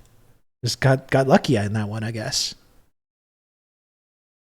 Similarly, much of the seemingly suspicious trading in American on September 10th was traced to a specific US-based options trading newsletter faxed to its subscribers on Sunday, September 9th, which recommended these trades.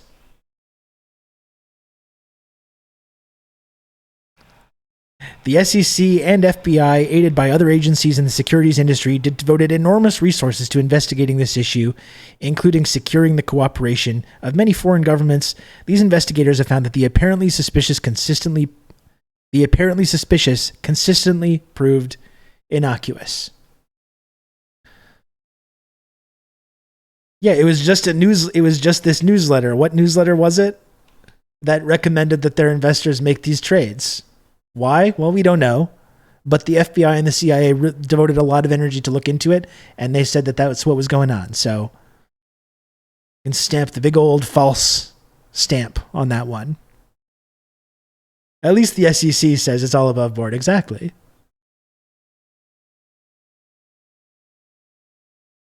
Yeah, I think the no ties to Al-Qaeda is interesting as well. Did they look into any of the other ties? Like, yeah, they might not have ties to Al-Qaeda. That doesn't necessarily, if they're have ties to the intelligence community, and if there was a foreknowledge of these events happening at the intelligence community, perhaps that, which as we've acknowledged earlier, there's deep ties between the intelligence community and these Wall Street investors. Yeah, no ties to Al-Qaeda, as if they're the only people who knew about the attacks. That's kind of fundamentally what this rests on here. Can these ties be conceived? I can conceive of some ties between these extremely powerful investors and the intelligence community.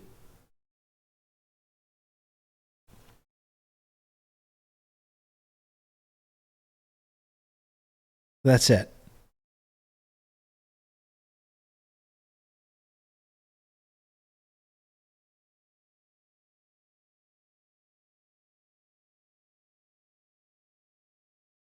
See, there was a lot. It was right after. Like, this was like right after. In Associated Press, 18th September 2001, Option Exchange probing reports of unusual trading before attacks. Probe of wild market swings in terror-tied stocks.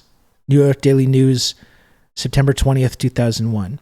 Newsday, profiting from terror, 19th September 2001. There's a bunch of stories on this, and then no more. Also, what logic were the trades based on if not the imminent attacks? I mean, that's not really explained, is it? It was just this weird investment strategy. They just happened by total coincidence to come up with this wacky investment strategy involved shorting the specific airlines that were affected. That's all.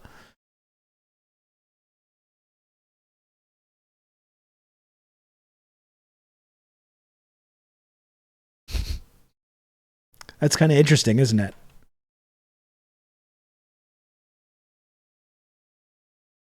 This one weird investing trick. Exactly. Must have been a pretty damn good investor. I'd be interested to hear more of this investment advice.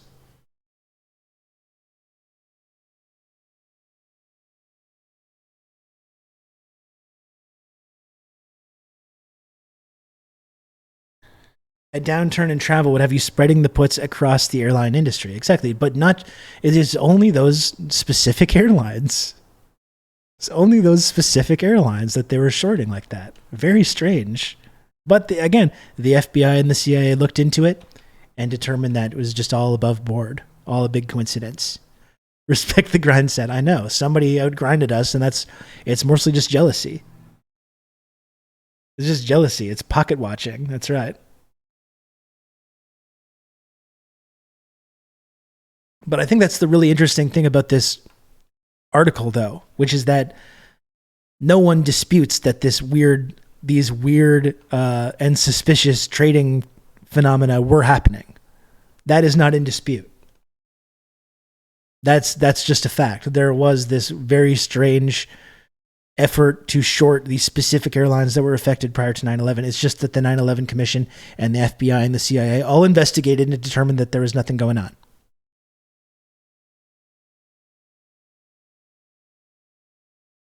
Sigma rule 3455642. Do 9/11. I don't advocate for that. That's not. I don't think it's a good idea for anyone to do 9/11. I disagree. But I will defend to the death your right to say it, though. And then a CIA contact was so pissed. Like, you completely blown up our spot. Yeah, it's like, Snopes, what do we pay you for? What do we pay you for? What are you asking me this shit for? I think that's really strange. And like, hilariously too, I forgot to mention yesterday, I had a post about this. But when we talk about the possible role that 9/11 may have played, that Saudi Arabia may have played in 9/11, going back to that fateful day on 6 August 2018, when through the official verified infographic KSA account, when they threatened to do a 9/11 to Canada, sticking one's nose where it doesn't belong. He who interferes with what doesn't concern him finds what doesn't please him. In this case, 9/11. This was an incredible thing. Honestly, you have to hand it to them for this one. That's how comfortable they are. That's how comfortable they are that there will never be any consequences for doing 9/11. They're just like, and it was literally as a result of like Canada having some kind of like mild tepid criticism of their human rights record, or like, maybe do you think you might, because we have to spread this bullshit about how we're the defenders and protectors of human rights and women's rights and things like that. So we had that obviously clashes with our ironclad alliance with Saudi Arabia and the fact that we're arming them and supporting them as they, engage in this kind of like brutality against women, against the people of Yemen and the Yemeni war, and because this is like a contradiction for Canada, we had to be like, do you think maybe you might want to release some of the female political prisoners that you have? We would really, really think it would be swell. And they were just like, we will do 9/11 to you if you don't shut the fuck up. And we were like, okay, sorry, Saudi Arabia. We forget we said anything. They were like, we will do 9/11 if you don't just fuck off. And we were like, okay, no problem.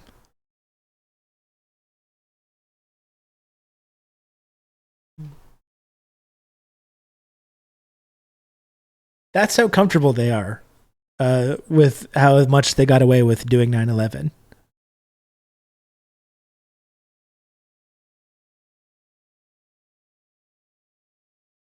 There is one odd thing I noticed the other day. I haven't ever really dabbled with theories regarding 9/11. However, if I'm not mistaken, did the second airplane crash coming from the south end? Because if so, Newark International is to the south, and since I moved to this area and since I'm a flight simulator pilot aficionado per se, ATC and EWR would have seen the plane coming for a while and would have been on their toes since the first jet crashed. Or bureaucratic shit handling. I'm not sharp on ATC stuff for what it's worth. I don't know. I can't get too into the weeds about that because I just know nothing about it. I do know in United 93, which is a really good movie. Like, I really do like that movie. And I think it does a really good job of like they brought the actual people that were in air traffic control. Like, some of the actual people that were doing that work were like playing themselves in the movie. And yeah, it's like they were just there was a lot of shit going on, okay? There was a lot of stuff going on that day.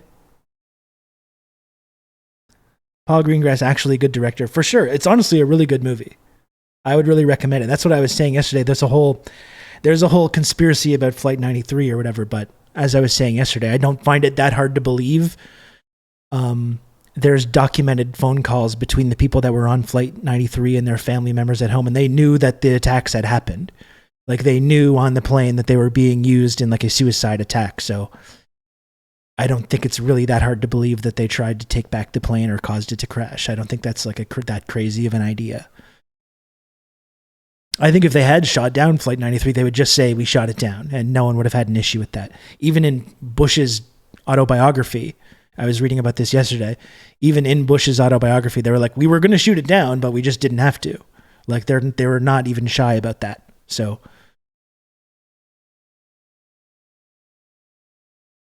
is that the movie with Nicolas Cage? No, Nicolas Cage is not in there. It's just a bunch of like unknown actors. It's very like handheld kind of documentary style.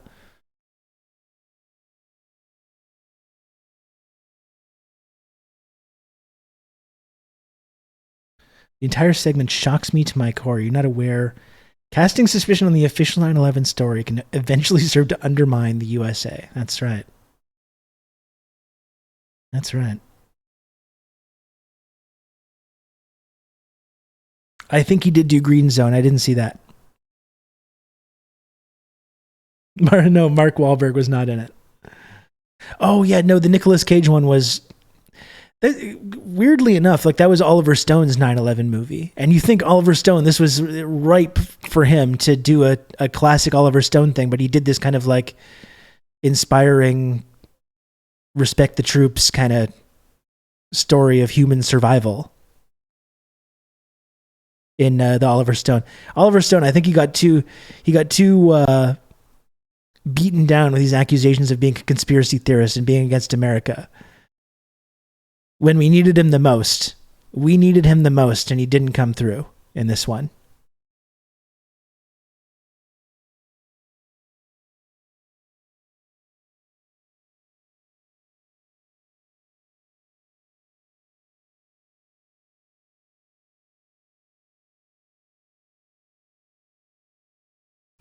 for the undying 9/11 moronic jet fuel argument. No, it never looked at that. Like I was saying, I think that's that's an aspect of the whole thing that doesn't really interest me that much. Again, when you have a big, gigantic plane crash into this building, it's not really, despite not being an engineer, it's not really hard for me to wrap my mind around the idea that the massive fucking jet plane that crashed into the building caused the building to collapse.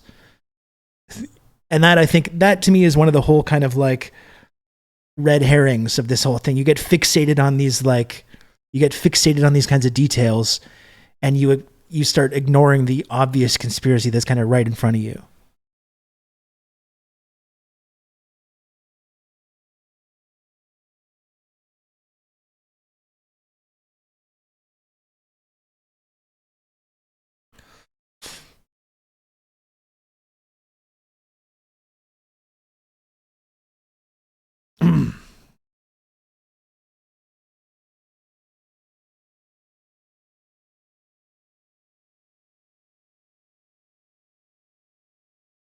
It's the way they collapse that is weird because they fall completely vertically. Well, that's it. It's like maybe there's something more to that. Maybe there is. I don't know.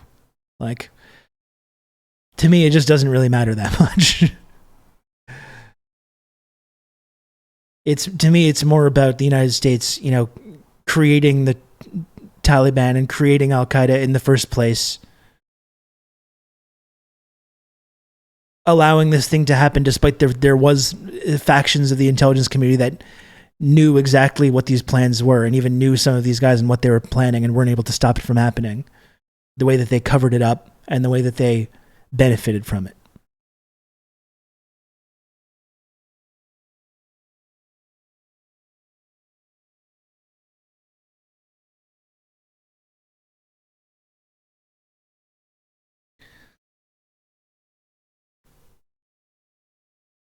The Pentagon thing, that's a conspiracy that I'm willing to listen to a lot more. I was mentioning that yesterday.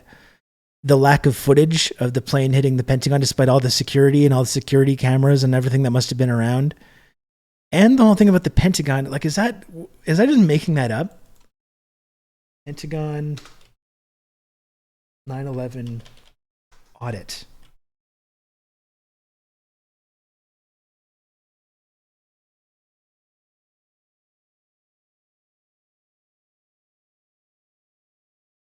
This whole idea that like there was this audit going on of the trillions of dollars unaccounted for in defense spending, and that was the part of the Pentagon that was targeted.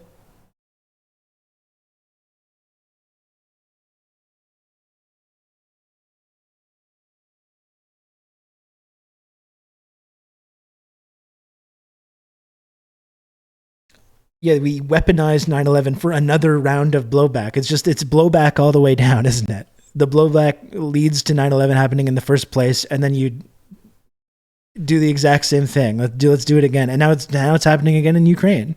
Now they're getting ready for the exact same thing in Ukraine. We've got to arm and fund and train these extremists to fight the Russians. I wonder if we're going to end up having to fight these trained and armed extremists eventually. I just wonder. I wonder if they're going to be responsible for terror attacks in Western Europe or elsewhere. That's going to be used to justify more security and more military spending. I just wonder. If only there was some way to predict whether that was going to happen.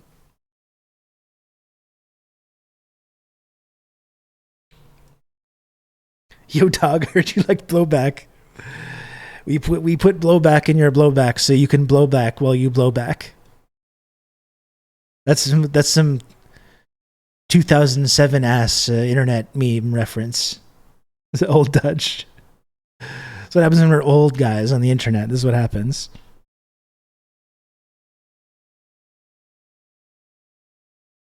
And when Islamic extremism affects China, they can say that China isn't dealing with it correctly. Exactly, yeah. You create the exact conditions for Islamic extremism to start becoming a real issue there. And then when China deals with it, not by bombing and invading other countries and not by murdering millions of people, and then we criticize them for their response because we care so much about human rights of Muslims. How preposterous. How preposterous that anyone ever took that shit seriously. Like, come on. It's so stupid to me that became so controversial to push back on. And there's actually an interesting story that came out yesterday about this from these German researchers debunking a lot of this idea and pointing specifically to the fact that there was rampant extremism and violence that was going on in Xinjiang that forced China to step in and respond, and they responded very forcefully and very strongly. But it's not like they were just doing that just to do it. Like, there was violence and extremism and separatism that was affecting everybody. People were dying, including disproportionately Uyghurs, who we're supposed to care about. We've picked up that we've supported this one specific ethnic group so much. We've decided that we care so much about their plight. Their Uyghurs were being killed in terrorist attacks prior to them having to institute these kinds of policies. And they don't invade Urumqi, and they don't bomb any of these places. And we accuse them of doing genocide while we're operating CIA torture prisons around the world. What a fucking joke. Yeah, I saw that quote from Zelensky as well. He's basically saying, we need more weapons or else there's going to be terror attacks in Europe. On September 11th, 2023, no less. The Economist published another interview with Ukrainian President Vladimir Zelensky. It includes his unusual, unrealistic platitudes about not ending the war until Russia has completely pulled back. Speaking with an English language media, he didn't miss to mention the ever misunderstood story about Chamberlain's move in Munich. And Zelensky's not someone that I have a ton of respect for. I'm somewhat sympathetic to the fact that he's not allowed to end the war. When he says okay, we're going to negotiate, his time is up and he's going to end up getting assassinated. So I'm somewhat sympathetic to that fact that he has literally no choice but to continue with this. Because the moment that he tries to dial things down, he's going to end up getting replaced.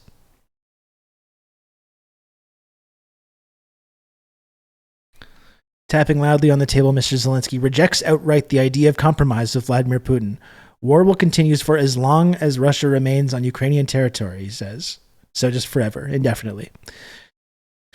A negotiated deal would not be permanent. The Russian president has a habit of creating frozen conflicts on Russia's borders, not as ends in themselves, but because his goal is to restore the Soviet Union, I would need to see a source on that. Those who choose to talk to the man in Kremlin are tricking themselves, much like the Western leaders who signed an agreement with Adolf Hitler at Munich in 1938, only to watch him invade Czechoslovakia.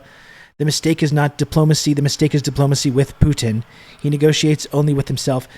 And that's really interesting, holding on to this idea still that Putin is Hitler, and that if they don't stop him here, he's going to expand elsewhere and go into Western Europe and do all this stuff. We I think if anything, use the computer to mark up the size of the account. Thank you, Dimitri. Let me grab this link here. I think if anything, this invasion has kind of proven that Russia is in no shape or no condition to be expanding beyond that at all. Just the fact that they have not been able to wrap this up as fast as they thought they were going to exposes them as being somewhat of a paper tiger as well. It's led to a total stalemate here. They've been reluctant to go into this full wartime economy. I think if you've been paying attention to the last 2 years, I don't think you have any notion that Russia's prepared in any way to continue and start to make war in other places or invade other countries. Yeah, he's having a hard enough time there. I can't the idea that he's itching to go elsewhere is kind of nonsense.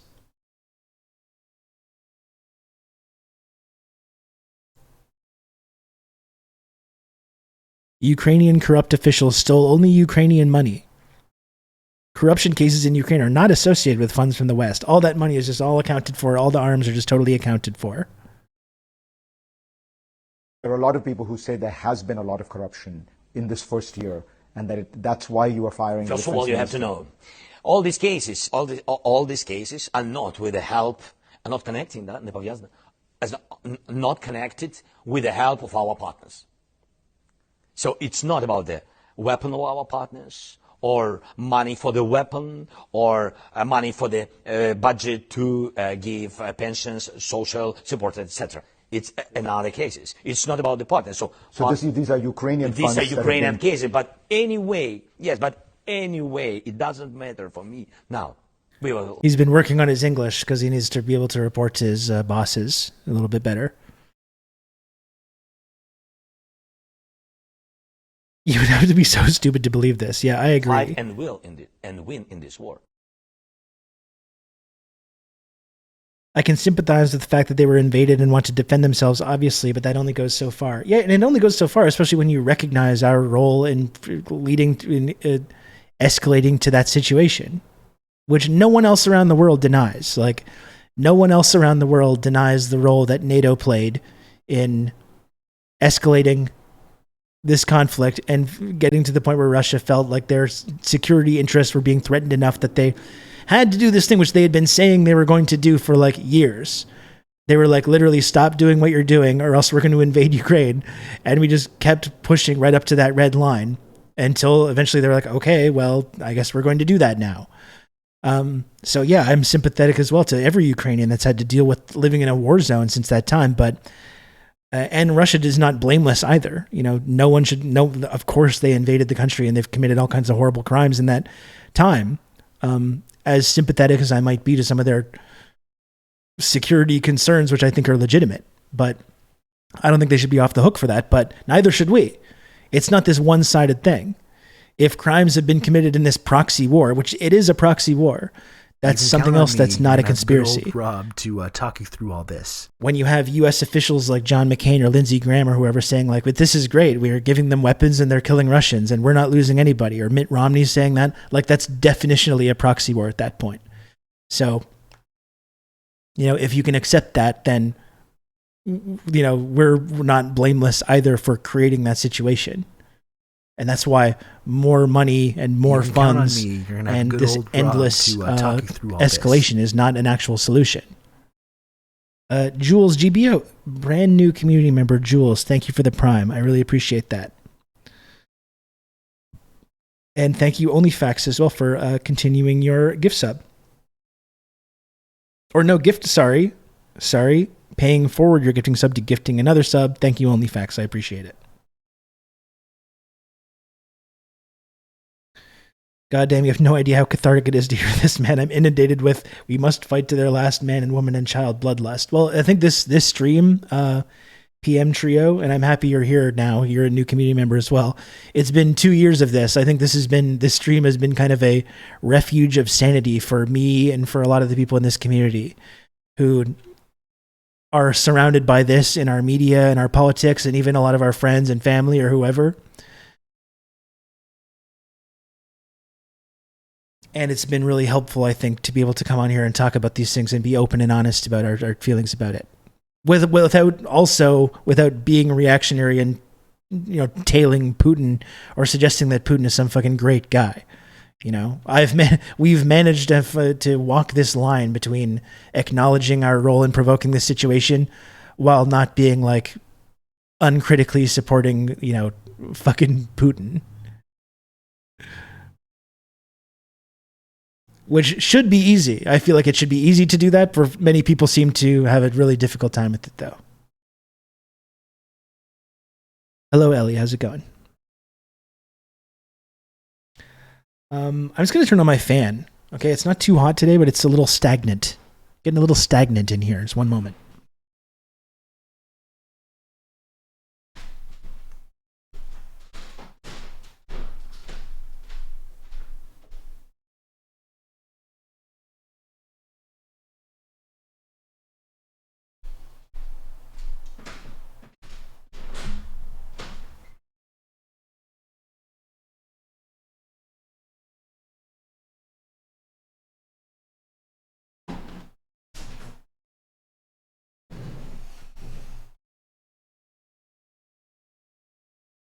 Rob says he doesn't support Russia, but he never calls him Poodler, only ironically.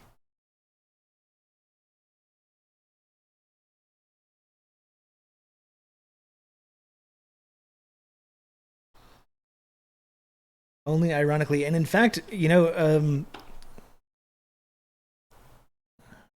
Oh, let me see if I can find it. Just one sec. I saw a good commentary from a friend of the show, Palki.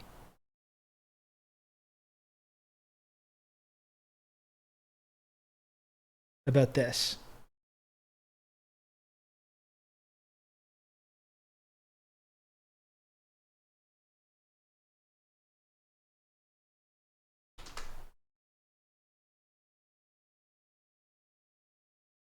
And unfortunately, it's a bunch of fucking right-wing guys sharing it. And this is, and I think like this network is not exactly like a left-leaning thing. But I think this is important to look at because like this is what people are around the world recognize this. And this is the thing that I always try to come back to when we talk about this issue. When we do this, when we hear our leaders like Justin Trudeau saying like the whole world stands with Ukraine and all this stuff. Or everyone's united in condemning this. Well, that's not true at all. And the idea that like NATO provoked this conflict, that's not some kind of like Putinist conspiracy theory because most people around the world believe this. When you ask most people around the world, did NATO provoke the conflict in Ukraine? Everyone around the world, except all the predominantly white, formerly colonialist countries, say, yeah, of course they did. Of course NATO provoked it. You know? It's like, it's obvious to everyone around the world except us because we live in this like propaganda bubble. I saw the most unhinged shit on Twitter, some random suggesting to merge Kashmir and Tibet. No, that was Gunter, wasn't it? I saw that as well. He's always talking about decolonizing all these places. Everyone that's remotely sympathetic to Russia, Gunter is like break up their country. And he starts fantasy booking all kinds of new countries and new maps and stuff like that. Gunter just loves balkanization. This man loves it. Yeah. He just gets off on it. Yeah, Gunter, I only discovered Gunter pretty recently, but he's a wild man now. Anyway, here's this clip from WION, which is an Indian news network, which is not exactly left-leaning or anything like that. But I just think her description of the events leading up to the conflict and her acknowledgement of NATO's role in provoking the conflict is really interesting to me because this is literally obvious to just everyone, like to so many people around the world, except us. Like if you say this kind of, if you talk about NATO's role in provoking the conflict, if you're in Canada or the United States, you get framed as being some kind of like far right person or a Putin lover or Putin sympathizer or whatever. I do love that Rob instantly knew what I was talking about. No, I saw the same map just this morning, Ellie. Anyway, here it is. They say there are two sides to every story. Consider both before you form an opinion. Easier said than done. Look at the conflict in Ukraine. One side is dominating the global narrative. The other side has been proclaimed the villain. I'm talking about NATO and Russia. But what led the world to the point of this invasion? Leaders in Moscow say they are the aggrieved party. They are the victims of NATO's eastward march. And they're only acting in self-defense. Here's why. Over the past 25 years, NATO has been creeping closer to the Russian border. Former Soviet states have become This is not NATO that difficult members. to wrap your mind This around. military alliance has technically absorbed the entire security belt of Moscow. Russia sees this expansion as a provocation. It hurts their security interests and won't end well for both sides, they said. The warnings were clear. NATO ignored them. Call it their myopia or arrogance. They downplayed Moscow's concerns, kept proceeding with new rounds of expansion until things blew up in Ukraine. Did NATO push Ukraine into this war? NATO cannot escape the blame for what's unfolding in Ukraine. In 1989, the Berlin Wall collapsed. In 1991, the Soviet Union disintegrated and the Iron Curtain was completely demolished. Europe's regional order hinged on one question. Should Germany align itself with the US and NATO, or should it join the Russians through the Warsaw Pact? The US government, under George H.W. Bush, made an offer to Russian President Mikhail Gorbachev. It suggested if Germany became a NATO member, NATO would stop expanding, not 1 inch eastwards. No new members. Today, the US says it made no such promise, that no such deal was ever struck, but hundreds of memos, meeting minutes, and transcripts from US archives indicate otherwise. Nevertheless, Moscow bought the offer. It demolished the Warsaw Pact in the hope that the West would follow suit, that NATO too would be dissolved. But that never happened. NATO refused to cease operations. Don't make deals. And to add in, not only don't make verbal deals with the United States, don't make written negotiated deals with, just ask Iran. Don't make written negotiated deals with them either. It's not like the Iran deal was a verbal deal with the United States. That was a very carefully negotiated and deal that was made there, which was signed and which they were agreeing to. And then America just said, actually, no, actually, fuck you. We're going to go ahead and just throw this deal in the toilet. So you just don't make deals with the United States of America under any circumstances. They're liars. They're liars and murderers. Don't trust the imperialists, as Che reminds us from the grave, as Che Guevara reminds us, not even for a moment.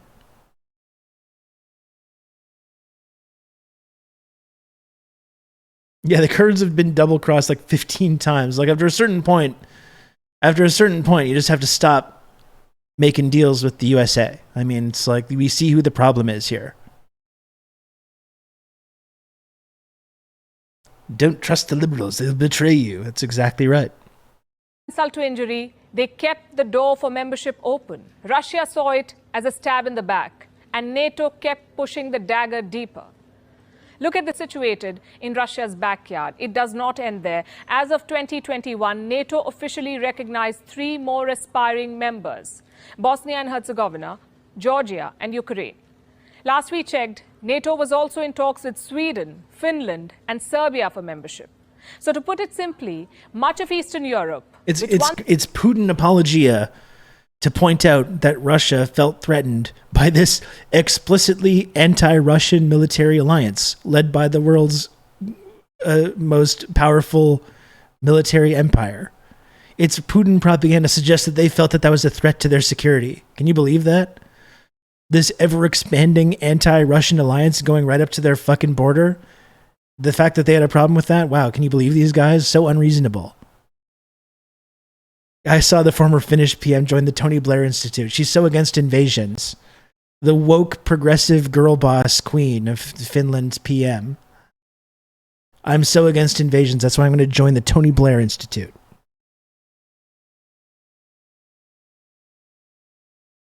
Once used to be part of the Soviet Union, has now joined NATO, and this happened despite Russia's protests and warnings. The last reasonably friendly warning from Moscow came in the year 2007. Vladimir Putin addressed the annual Munich conference. We got to watch this speech sometime. This speech, see, a lot about our current geopolitical reality seems to hinge on this speech. This is when things really started to shift. This speech, we should really just watch the whole thing sometime. NATO has put its frontline forces on our borders. This expansion represents a serious provocation that reduces the level of mutual trust, and we have the right to ask, against whom is this expansion intended, and what happened to the assurances our Western partners made after the dissolution of the Warsaw Pact? And people make this argument too, these like pro-NATO Bidenist, anarcho-Bidenists, or whatever the fuck they call themselves. Oh, it's just this totally democratic thing. NATO wasn't forcing these countries to join. They were just arbitrarily just deciding democratically to do this. And that really pisses me off. The people that live in the empire who either deliberately or accidentally just can't see the empire at work around the world. You know, they just conveniently can't see it. No, they're not forcing themselves. They're not forcing these countries to join. They're not expanding up to Russia's border. They're merely allowing these countries that are democratically want to decide to be part of our anti-Russian alliance. And we're just like, oh, I get you want to be part of our club? Well, I guess so. These people who deliberately obfuscate this are just unable to see the way that empire works despite living in the most powerful empire and benefiting from it. It's just like, it's so silly. It's childish, you know? It's really a childish way of looking at things. Completely ignoring the role that imperialism plays in any of these kind of geopolitical happenings.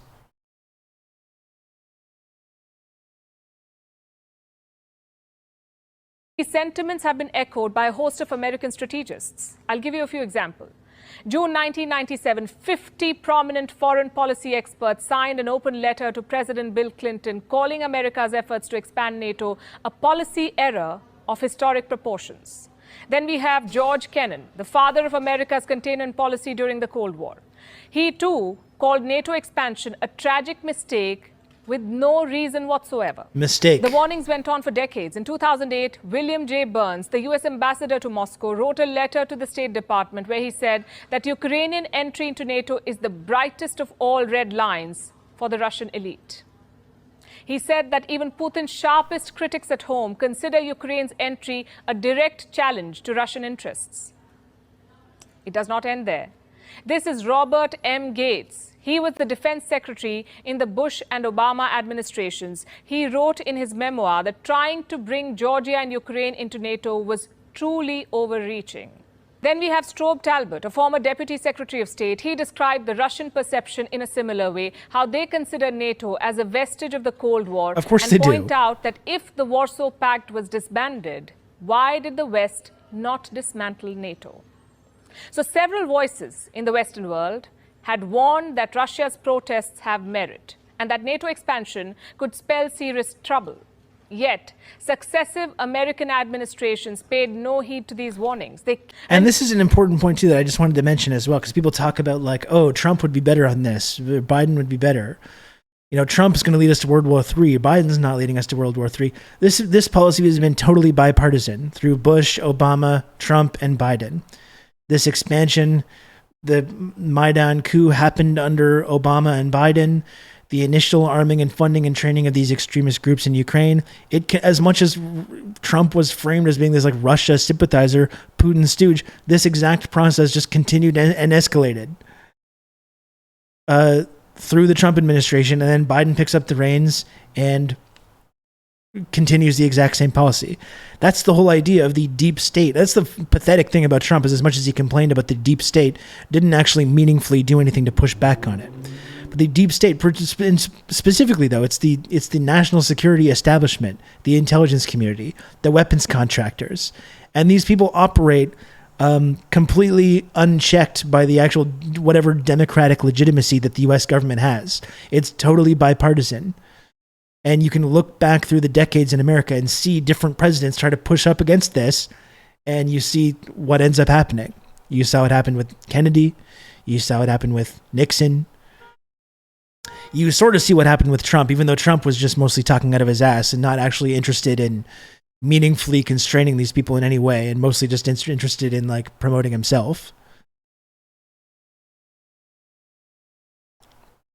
But it's completely bipartisan. This idea that there's going to be a different policy when there might be minor tweaks, minor differences between the strategies to give this kind of illusion of democratic input from voters or whatever. But ultimately, the policy remains the same.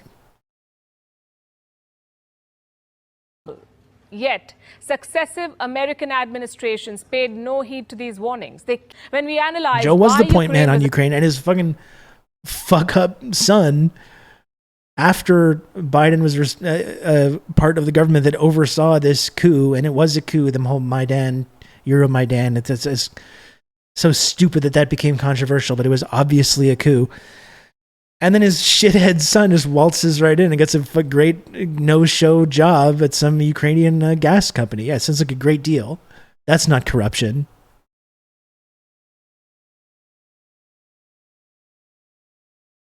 Yeah, Trump tried to get dirt on Biden in exchange for the Hellfire missiles with a perfect phone call.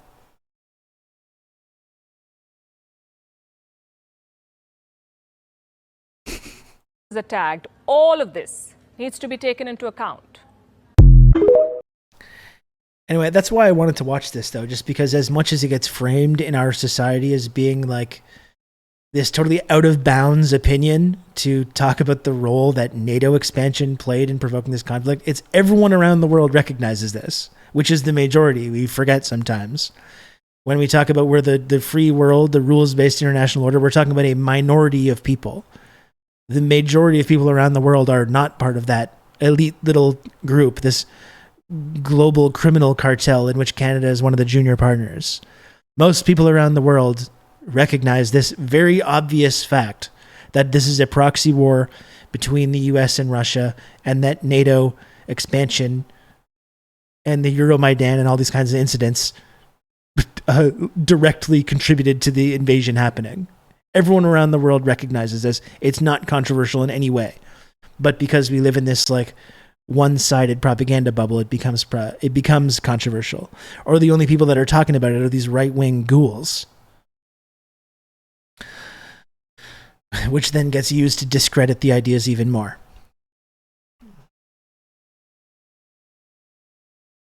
He did everything right and they indicted him.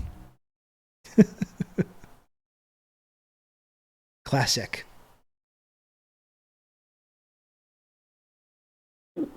Excuse me.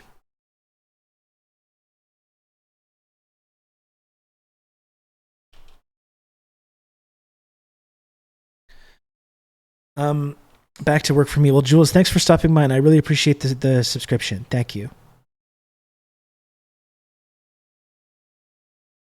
Before I move on, folks, I'd like to remind people to please, if you can, support the stream with a subscription or a gifted sub.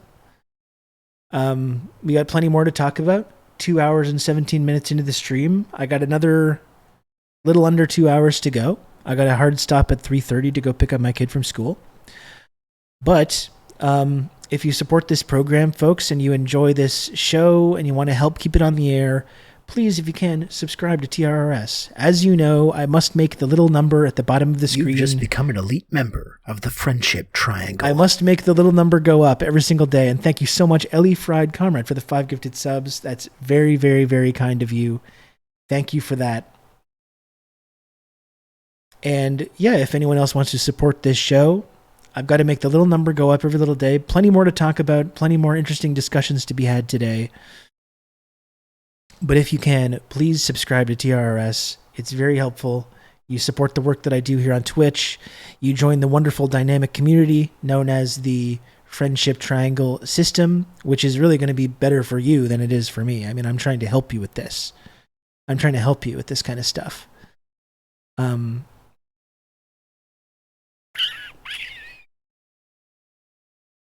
Think I had something else and kind of lost it.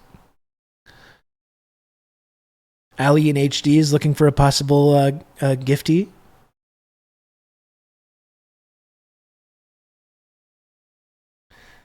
I'm not dancing yet.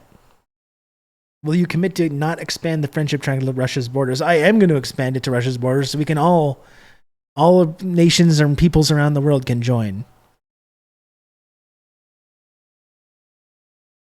You can count on me. You're going to have good old Rob to talk you through all this. Ben, thank you for the gifted sub as well. Thank you, Ben. I really appreciate that.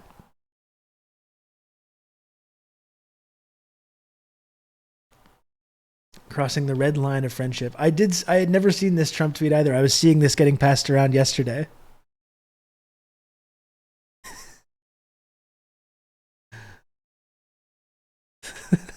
That is very good. He knows. He knows. We simply use the computer to mark up the size of the account. This is true. This friendship triangle, not a cult, has taught me to clean my room. Now I'm a better person, bun pausers. Thank you so much, Useless, for the 500 friend coin. Very much appreciated. Thank you, Useless.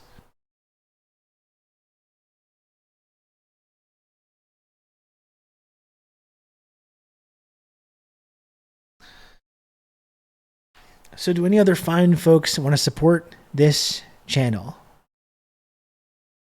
As you know, when I do get to 50 subs, when that day comes, it's not often, obviously. It's not that often. When it does happen, it does trigger the karaoke sub goal. I got to decide on the next one as well so I can start promoting that. I did Betty Davis size the other day, and I thought I did a pretty good job with that. Good old Rob to talk you through all this. It is still September, that is true. Thank you, Dimitri, as well. So for new subscribers... You can count on me. You're going to have good old Rob to talk you through all this. For new subscribers, new subscriptions are at a discount right now, as are anyone that wants to go from a tier 1 to a tier 2 or 3. That is at a discount, or anyone that wants to go from a 1 month to a 3 month or 6 month. Later on in the month, there is like a whole, on September, gift subs are also discounted. So I'm going to try and do another big epic subathon then as well. I'm still a little bit struggling to get back to where I was before I had to take some time off. I thought I did a pretty good job doing Betty Davis eyes the other day, but though I realized I listened to it after and the mixing was not great.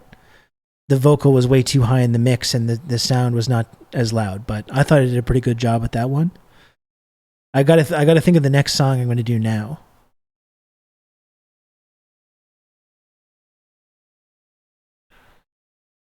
We're covering the general election. You know it. You know it. It's weird too that like this strategy of having a bunch of like people just go online and yell at people for not understanding how great the American economy is doing doesn't seem to be working. Strangely enough. And it does kind of seem like all these indictments don't seem to be slowing down Trump's momentum. No one in the Republican primary is really stepping up to like replace that. Oddly enough. We simply use the computer to mark up the size of the account. Rob, please be quiet. We're trying to have a hype train. Thank you, G. Kleppy. Thank you for the 400 friend coin. I really appreciate that. I'll just sit here and itch my back. How about that? How about that? That's entertaining and engaging content. What if I just did that while staring into the camera until people became so uncomfortable they had to subscribe to the show to make me stop?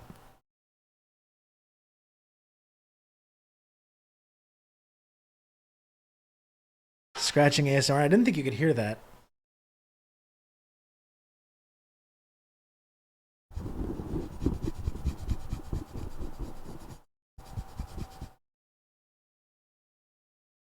That was not really in the good spot, though.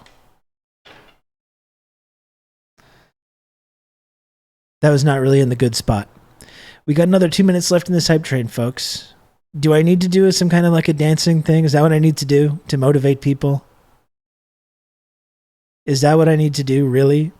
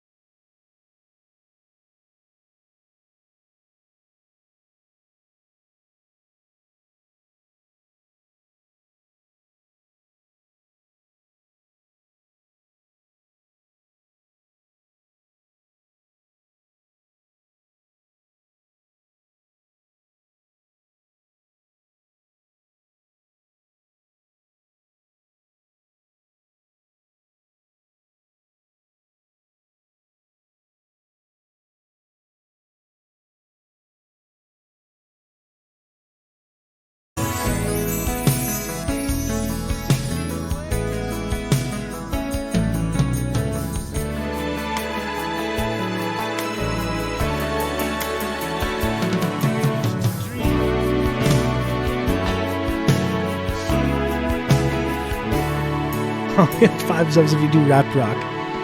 No, I'm not going to do that. I can't do that, Jay. I'm not going to give in to your blackmail. You can count on me. You're going to have good old Rob to talk you through all this. Thank you, Sikalufakis, for the gifted sub. If I get to 50, and I don't know if it's going to happen today, I will sing this song if we get to the next time I get to 50 subs, whenever that is.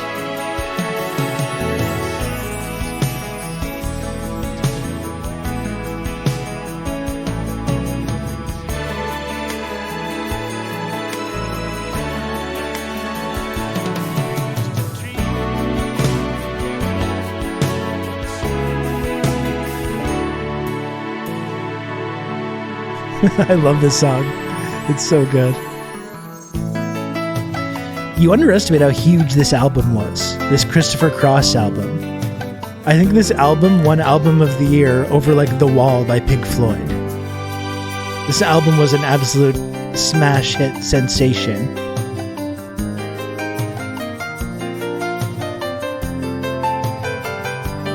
The cool thing about Christopher Cross too is that he's just like a guy. He's not like this beautiful pop star or anything like that. He's just like an average, he's kind of a schlub. I like that for him.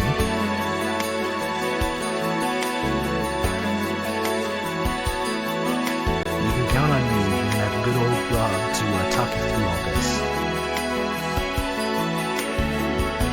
Thank you, Twitchy Bite. 10 months of tier 1 from Twitchy Bite, thank you.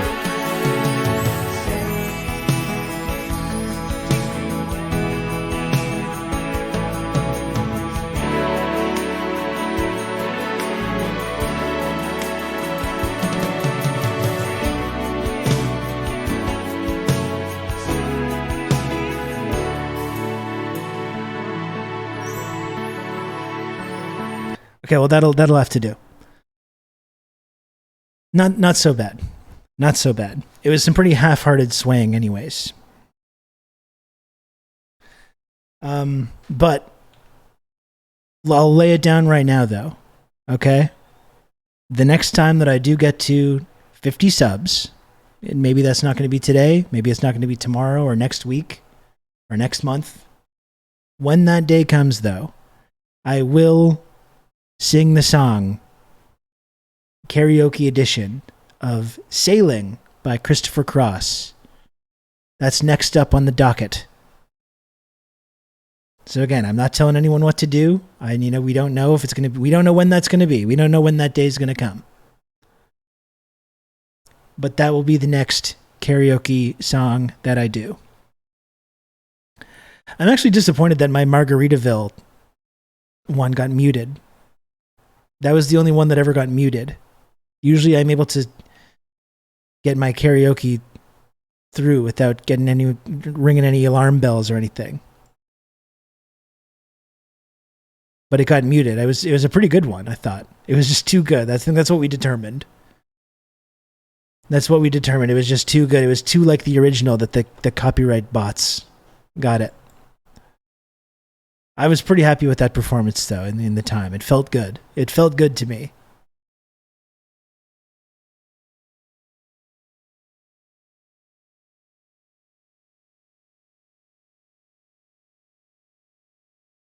Thank you, Ellie. Thanks for stopping by.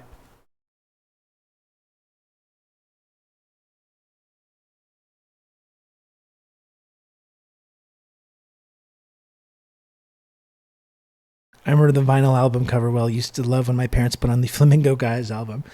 It's so funny because it's Christopher Cross. He does Sailing and Arthur's Theme and all this kind of like easy listening yacht rock stuff. And then he does Ride Like the Wind. And it's like all of a sudden he's talking about like riding around to the border with a gun and stuff. And it's like, whoa. Okay, Christopher. Okay. It all of a sudden just takes it in this like crazy direction. Awesome song though, with a great Michael McDonald backing vocal on there. That would actually be another good karaoke possibility. I think Sailing is probably the one for me, but that would be another good possibility. Ride Like the Wind by Christopher Cross.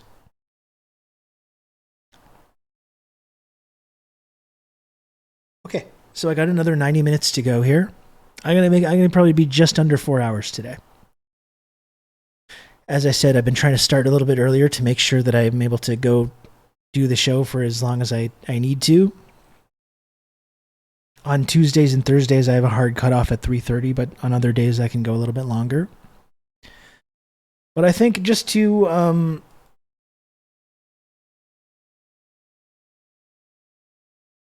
go along, like just to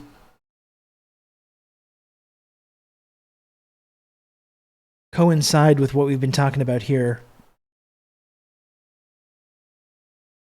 I think this should be a good video to watch.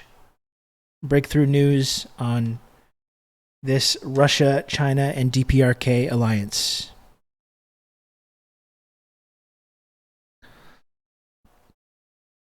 There's a whole thing with Amanda Yee on this as well, which should be good to watch.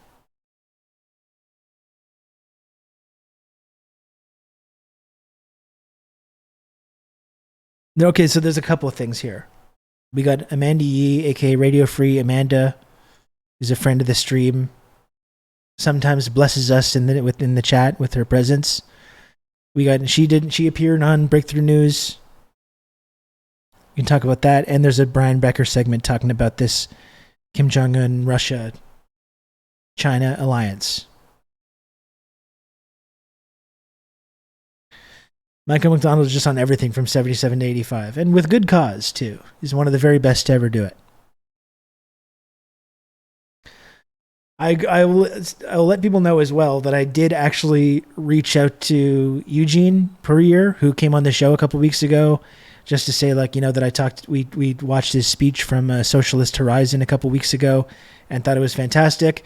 And I also pitched myself to come on Breakthrough News as well to talk about Canada and Pierre Poilievre and our fake populist movement and the failures of neoliberalism. And if you ever wanted to do a Canada thing, I could be your man on that, on Breakthrough News. So we'll see if they want me to do it. I think it would be fun.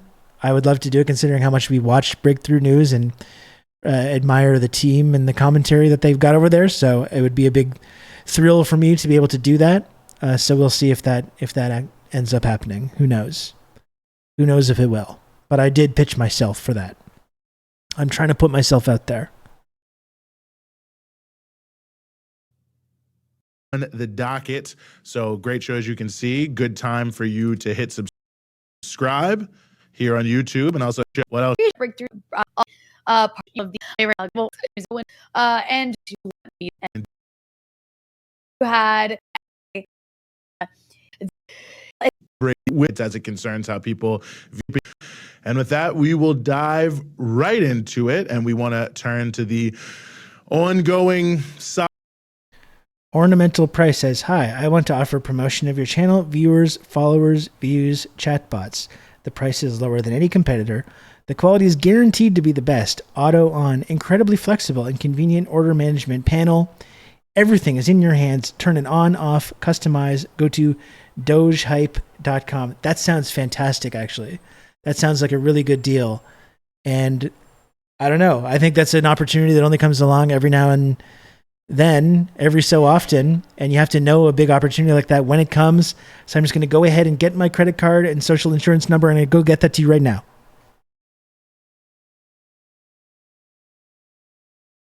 You just can't afford not to.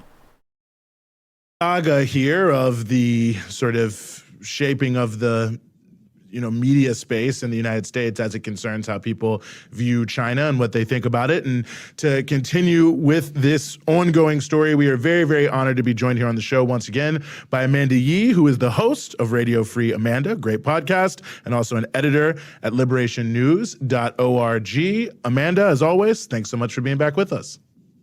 Hey, Rania. Hey, Eugene. Thanks for having me back. Well, it's always our pleasure to have you on, Amanda. And I mean, this is, I every week, every day, I should say, one of the first things that I do, and this is not an advertisement for the New York Times, but just to keep up with the paper that's really setting the agenda in so many ways for what the mainstream media is covering. One of the first things I do is look at the headlines of the New York Times. And over the last several weeks, I've noticed a trend that increasingly the top stories, sometimes even more than one on a given day, are just these like anti-China propaganda stories. We've been talking about this. It's like a tsunami of them over the last month. And I just want to read a few of the headlines and get your reaction to that. Just from a few days ago, you had, well, first of all, you've got, okay, I'm just going to read a bunch of headlines when you look up China on the New York Times. Why is China in so much trouble when ideology gets in the way of the obvious solutions? How Xi Jinping returned China to one-man rule. China's exports fall for fourth straight month. China's military is going global. China's economic pain is a test of Xi Jinping's fixation with control. China to its people. Spies are everywhere. Help us catch them. And I mean, it just goes on and on and on and on.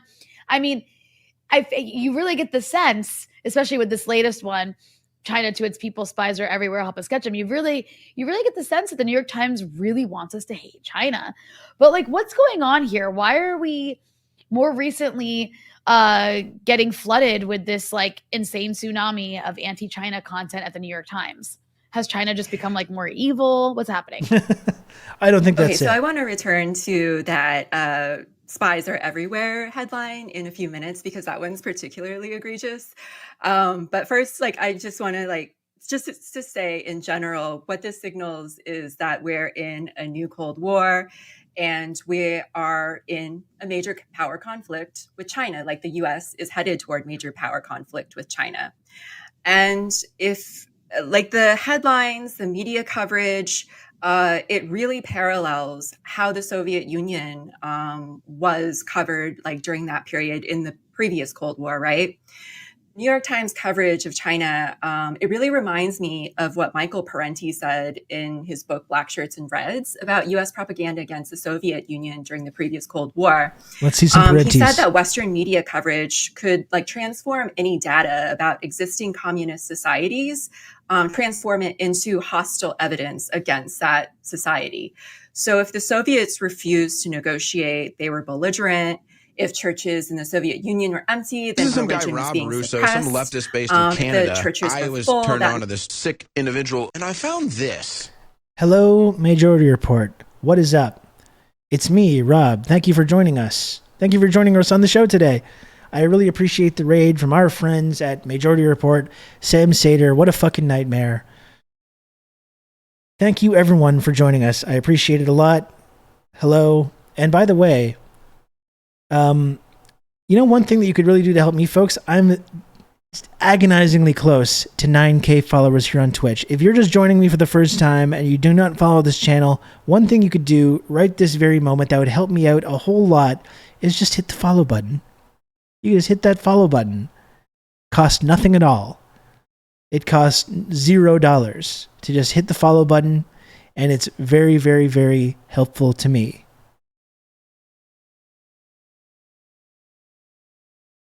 Huh? Look at this face.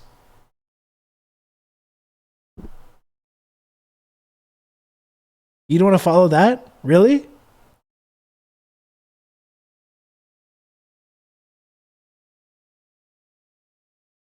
Anyways, we're just watching this clip from Breakthrough News. This is a friend of the stream, Amanda Yee. Actually, both Rania and Amanda are both friends of the stream. They've both been on the show before. We're talking about this like kind of relentless China bad narrative that appears in the New York Times. That's what we're doing right now. And again, I appreciate everyone for joining us. We're going to continue watching this video, but I hope you stick around. Thanks again, folks, for joining the stream today. And thanks again to Majority Report for the raid. So if the Soviets refused to negotiate, they were belligerent. Book Black Shirts and like during that period in the previous Cold War, right? New York Times coverage of China, it really reminds me of what Michael Parenti said in his book, Black Shirts and Reds, about US propaganda against the Soviet Union during the previous Cold War. He said that Western media coverage could like transform any data about existing communist societies, transform it into hostile evidence. Really against recommend that people society. read Black Shirts and Reds. So if the Soviets refused to negotiate, they were belligerent. If churches in the Soviet Union were empty, then religion was being suppressed. If the churches were full, that meant that people were rejecting the atheism of the ruling regime. If workers went on strike, it was an expression of their alienation from the collectivist system. If they didn't go on strike, then that was because they lacked freedom and they were scared of government repression. So it's really similar to how US corporate media has been covering China for the past few years.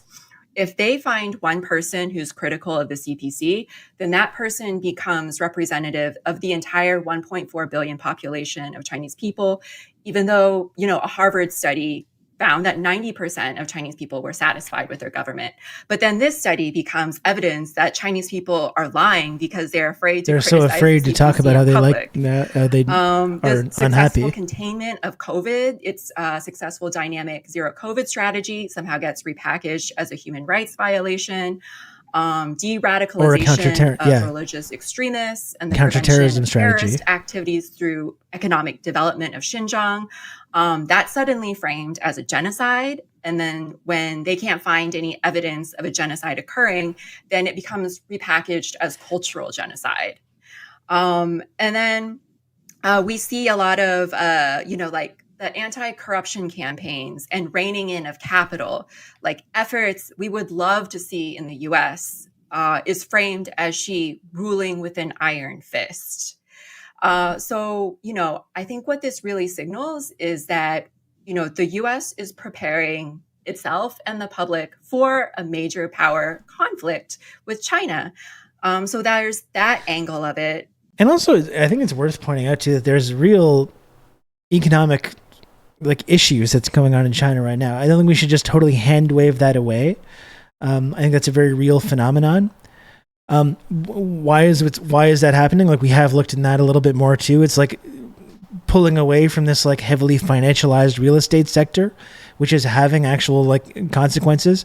There's also these this regime that's in place as well. The way that they've tried to destroy their tech industry, which they're working for.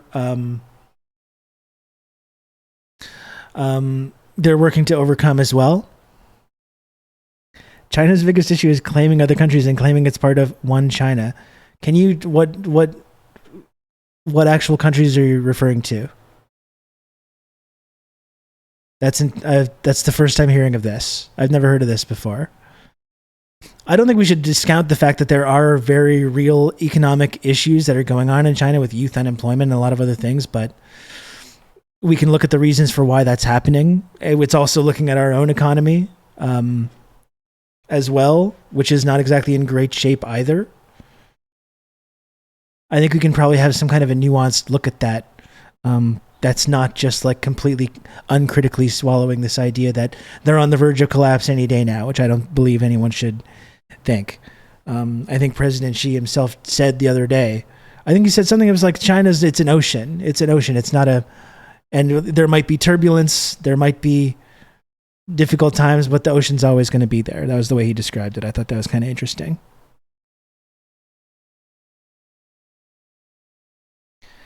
Re-education is just destruction of neighboring countries. But what neighboring countries has China destroyed? I'm a little confused by these claims. The Apprentice.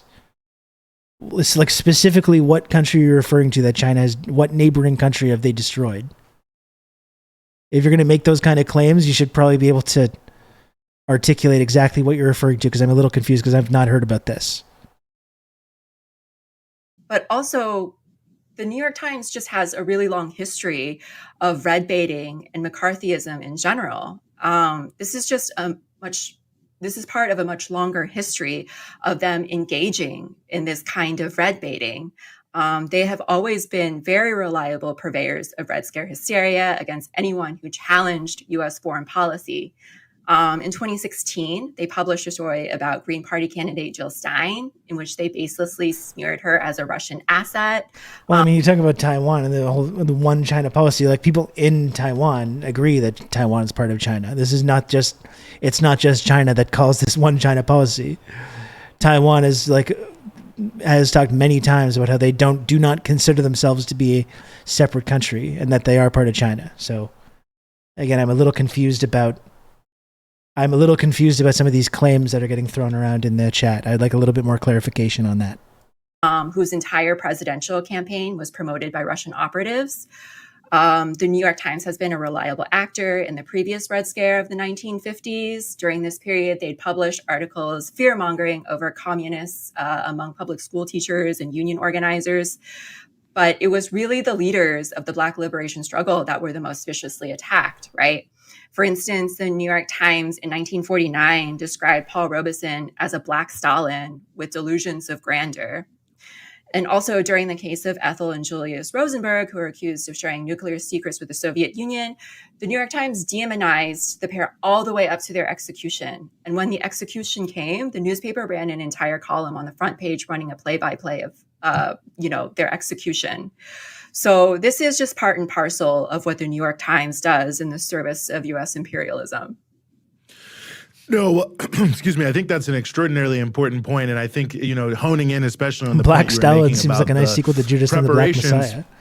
For I think America could use a Black confrontation Stalin. with China, Actually, not the I preparations. think that would be a welcome first development. Stages of a real confrontation with China that we're seeing, I think, is especially important vis-a-vis the one article that Rania mentioned that I thought was new. Tibet would be one. The war they're fighting India near Nepal, Taiwan, Xinjiang. But what was your claim that you made there? It's a destruction of neighbor countries. Has China destroyed Tibet though? Like, what have they actually done there? What have they done in Tibet that you're so upset about? I'm a little confused about that because I have not heard about them destroying Tibet or doing that. So, kind of curious about what you mean. It was just mind-blowing to me about, whatever the headline was, China telling its people that spies are everywhere. And the thing I just couldn't get out of my head was that map that I think several people have done in several different ways of the huge number of American military bases surrounding China. And obviously, of course, the fact that China as far as I know, their culture is still, landmarks are still there. I believe so, yeah. And if you look into any of these like schools, vocational schools, which are often held up as examples of how China's trying to destroy Tibetan culture, even in the images that people like the NED are sharing about these schools in Tibet, you can see the Tibetan language written on the wall. And there is still this effort on to still promote Tibetan language and culture, which living in a place like Canada, we do not do. With our indigenous communities, we do not support or promote or try to encourage the speaking of these kinds of languages. It's the same across the board. To take over a place, say it's always been China, install party members as landowners. I think it would probably, if you're going to talk about Tibet, it's probably a really valuable thing, as it has been for me, to take a look at what the political and social system was in Tibet prior to the Chinese Revolution. I think this narrative kind of gets explained to us that Tibet was some kind of peace-loving land of freedom and democracy prior to that, but I don't think that's actually the reality. And in fact, since the Chinese Revolution, life for a lot of people that actually live there, not part of the diaspora around the world, has actually improved a lot in terms of the infrastructure that's been built, the education system, getting rid of this system of feudalism and slave ownership that was going on prior to the Chinese Revolution. I think it's really important to take a look at what was going on in Tibet specifically prior to the revolution, and just measure basic quality of life for average people in that region before and after. You'll see actually that the quality of life for a lot of people has actually improved significantly. Has no military bases surrounding the United States or really anywhere except one place in the world. And it just felt almost like it was you've got a Nepalese friend. Image of what America is doing, but then sort of projected onto China. So anyway, before I editorialize, talk about that if you could, because I thought it caught a number of people's eye. Yeah, nothing you can really argue about that. Headline, China to its people, spies are everywhere, help us catch them. Apparently we got to reinstall the Lama system because someone's Nepalese friend said so. About China, every accusation is a confession, right? This article was particularly egregious and really audacious on the part of the New York Times, considering that just a few weeks ago, they published a baseless story smearing organizations like No Cold War and Code Pink, organizations that have been very vocal against this escalating aggression against China. These anti-war groups are against war. in service of Crazy. the It must be Chinese because government. of China. And just days after this New York Times article was published, the Wall Street Journal ran ran another story. And the first sentence of this article, it said, Chinese nationals, sometimes posing as tourists, have accessed military bases and other sensitive sites in the You U.S. trick as many Americans as because of their Burger 100 King. times in recent years. You just ask where Burger King was. According Americans to U.S. immediately officials who described the incidents as a potential espionage threat. So just within the past year, we've seen this mass hysteria by these same corporate media outlets around a so-called Chinese spy balloon, which according to U.S. officials, months after it was shot down, it didn't actually collect any intelligence. Look over there, there's free burgers, and Americans are just like, about a where? so-called Chinese military Where base is in it? Cuba, which actually doesn't Just going exist. and take all their nuclear We've seen secrets. stories of secret Chinese police stations operating in New York City, Chinatown, and across the world, which are neither secret nor police stations. The spy balloon Now story they're was indeed very fear-mongering silly. And I talked to Chinese Amanda about it on this nationals, very program. posing as tourists. And like in 2020, we saw Trump issue an executive order which canceled the visas of thousands of Chinese nationals, of Chinese grad students studying in the US. And Biden has continued that policy through the regular denial of visas to Chinese It would work on me researchers. too. I'm not even And talking then under the shit. China initiative, we saw the Department of Justice ruthlessly target Chinese academics and researchers in the US as foreign agents for as little as. Well, I think it's talking more about the people that live there now. I think that's when you talk about, if you don't believe the people that live there, who do you believe? I think if you just look at basic indicators of like quality of life, life expectancy, access to education and healthcare, infrastructure, transit, and all these things, like for most people that actually live in these regions, not people that live in Canada or the United States, but the people that actually live there. Xinjiang is another example as well. For the vast majority of people, no matter what their ethnic group is, their lives have gotten better over the last several decades because there's just been this huge investment into these regions, building huge infrastructure projects, like I was saying, promoting education, making sure people can see a doctor, get healthcare, whatever. That doesn't mean that everything's perfect. There's still widespread and rampant poverty in China, even though they've tried to eradicate like extreme poverty. But I think that's the basic thing, is that most people's lives have improved significantly in that time. It's warranted to steamroll countries so long as we improve their longevity. Cool. When are we conquering Mexico? Well, number one, I don't think that would improve anyone's life in Mexico. That would be the first argument there. And if you look at like the Chinese Revolution and you describe it as steamrolling Tibet, I don't think that's really a historically accurate version of what happened. In fact, the revolution in Tibet was obviously contributed to by the PRC, but Tibetans were central to that, like ethnic Tibetans that lived there that wanted a better and more equitable system than the feudalist like slave society that existed there previously. So a couple problems with that argument, I think. I don't think there was this situation of China just steamrolling Tibet against the will of the people that lived there. Again, a lot of the people that lived there were illiterate serfs and slaves at that time, many of whom like participated in the revolution. And if you want to talk about like invading Mexico, I don't think anyone thinks that would actually improve anyone's quality of life in Mexico. I don't believe that. So no, I don't think that would make sense.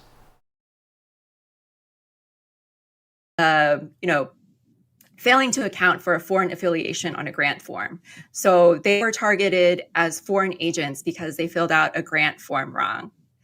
And then more recently, we've seen the state go after activists who've been speaking out against this new Cold War. So given all this, I think we really have to ask ourselves, who is the one that's really paranoid about foreign enemies? At the same time, I think it's also really important to point out that insofar as there really exists a fear or nervousness or what the New York Times calls, paranoia on the part of China over U.S. spies. You should think about this stuff a little bit. How can you say that it's not justified. You know, the US is the one that has a long history of overthrowing governments it doesn't like. It's the one that deploys CIA operations across the globe to repress left-wing or nationalist governments that try to assert any kind of national sovereignty. It's the one that makes up excuses to invade countries only to turn them into resource colonies. It's not China doing that, it's the US. And so, of course, it does it through military means, but also through much more insidious ways, like through the funding of USAID projects, National Endowment for Democracy programs, and the creation of local NGOs. And these are all tools that the US empire uses to try and reshape civil society in a way that makes it more conducive or accepting of US intervention under the guise of democracy. So this has happened, and this is still happening in countless areas of the world that resist US hegemony, even in the slightest way. And right now, the US is rapidly moving toward... Look at how aggressively they're provoking America. They're provoking all these dozens of military bases encircling their nation. Look how aggressive and hostile and belligerent they're being very aggressive towards all these American military bases, totally surrounding their nation. Very unfortunate. A full military confrontation with China is corralling all of its resources in preparation for a military. Yeah, I was looking at this before as well, Dakadu. We can look at this piece. We can look at it after. Nervous about spies, it's not without reason or historical precedent. Those are all excellent points. It's pure projection.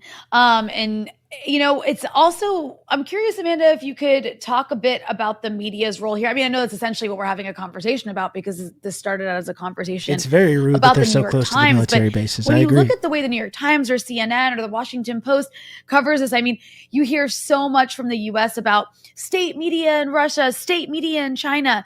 But yes, these are corporate media outlets, but they might as well just be regime outlets, the way that they cover this stuff. But can you talk a bit about the importance of the media's framing here and really, I guess the word would be priming the American public for some sort of looming war? Yeah.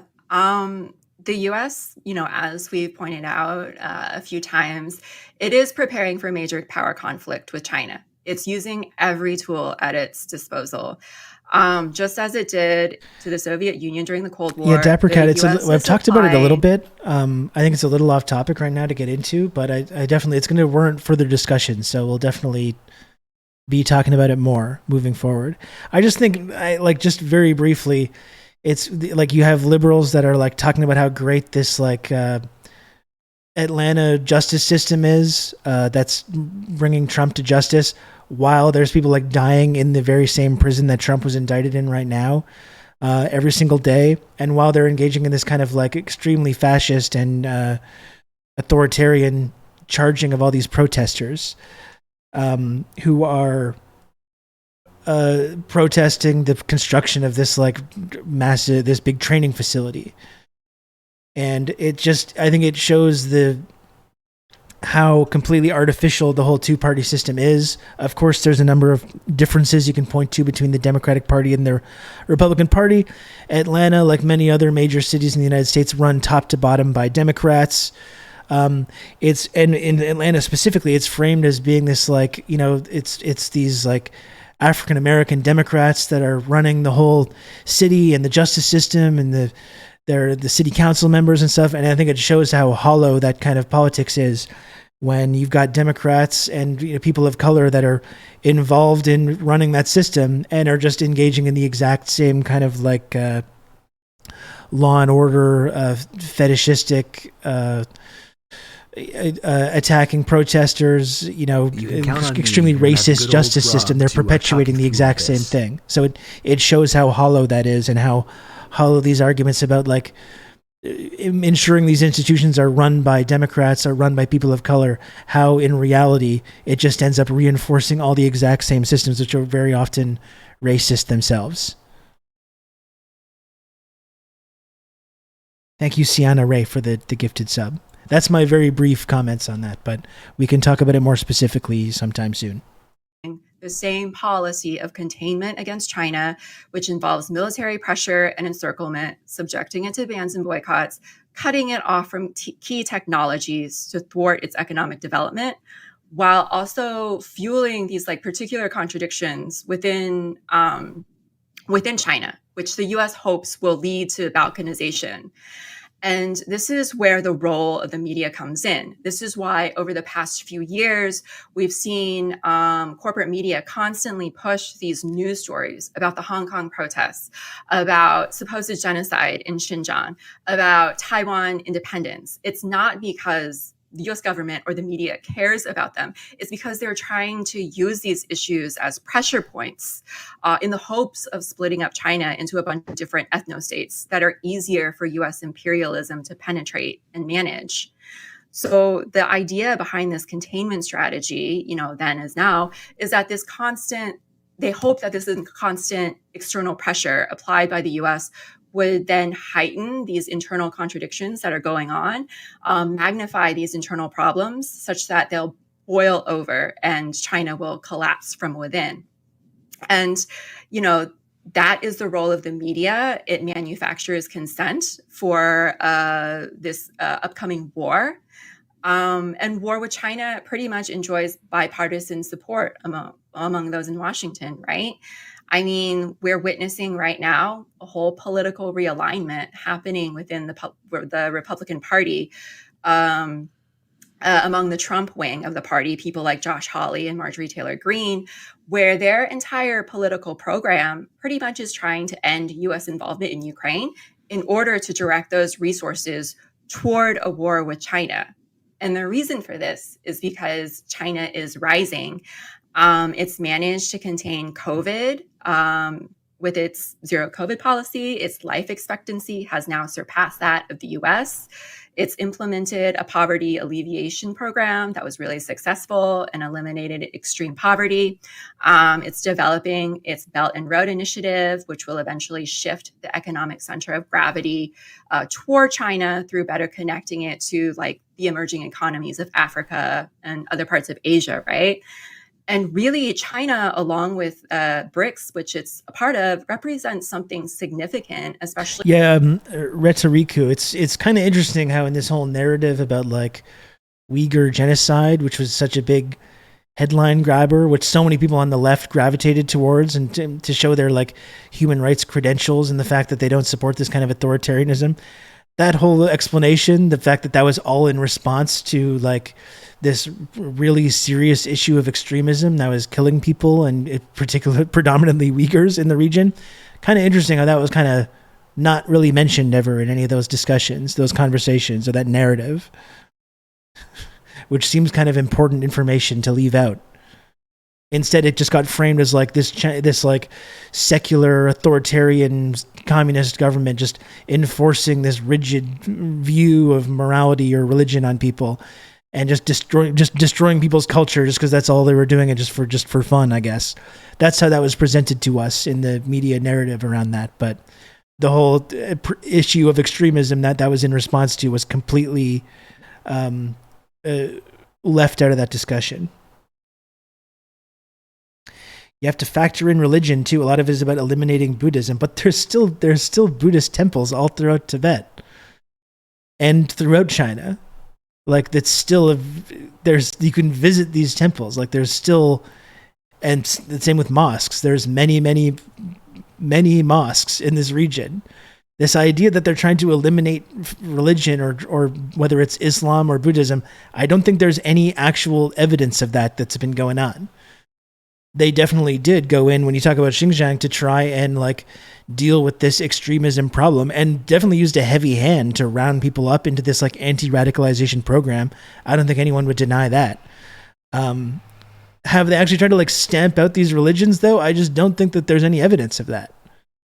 I really don't. Like these still, you can visit all of these places, and there's still millions of people that practice these religions, and still many different ethnic groups throughout these regions.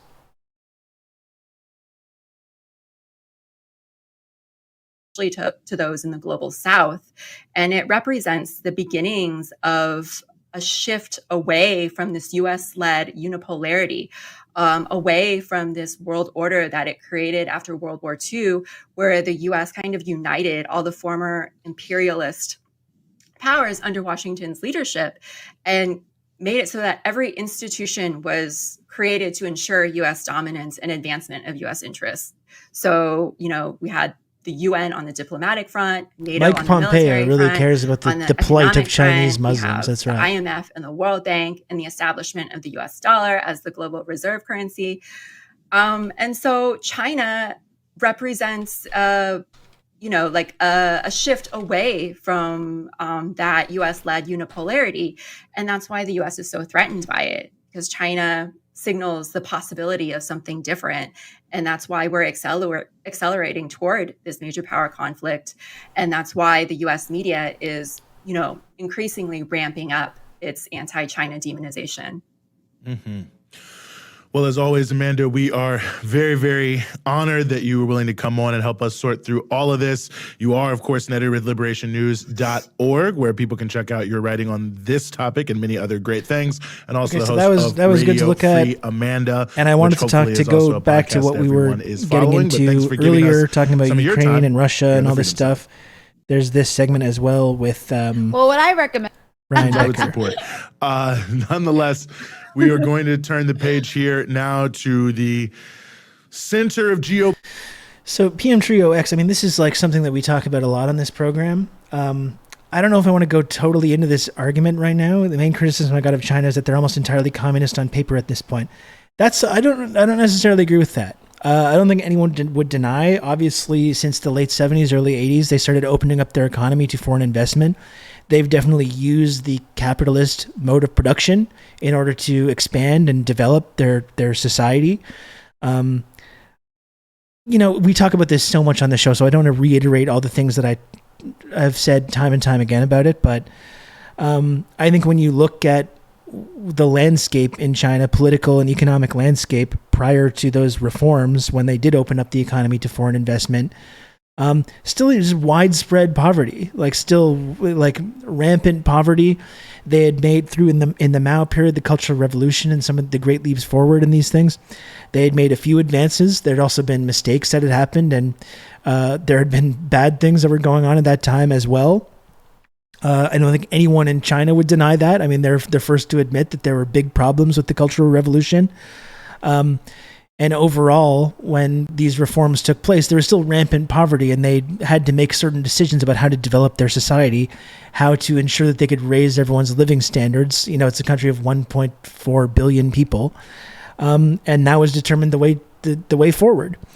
And I think there's a difference between a sort of capitalist society like we live in here in Canada, the United States, versus a economic and cultural system that's led by the communist party that uses these kinds of different modes of production and uses capitalism in order to develop, in order to eradicate extreme poverty, these kinds of things.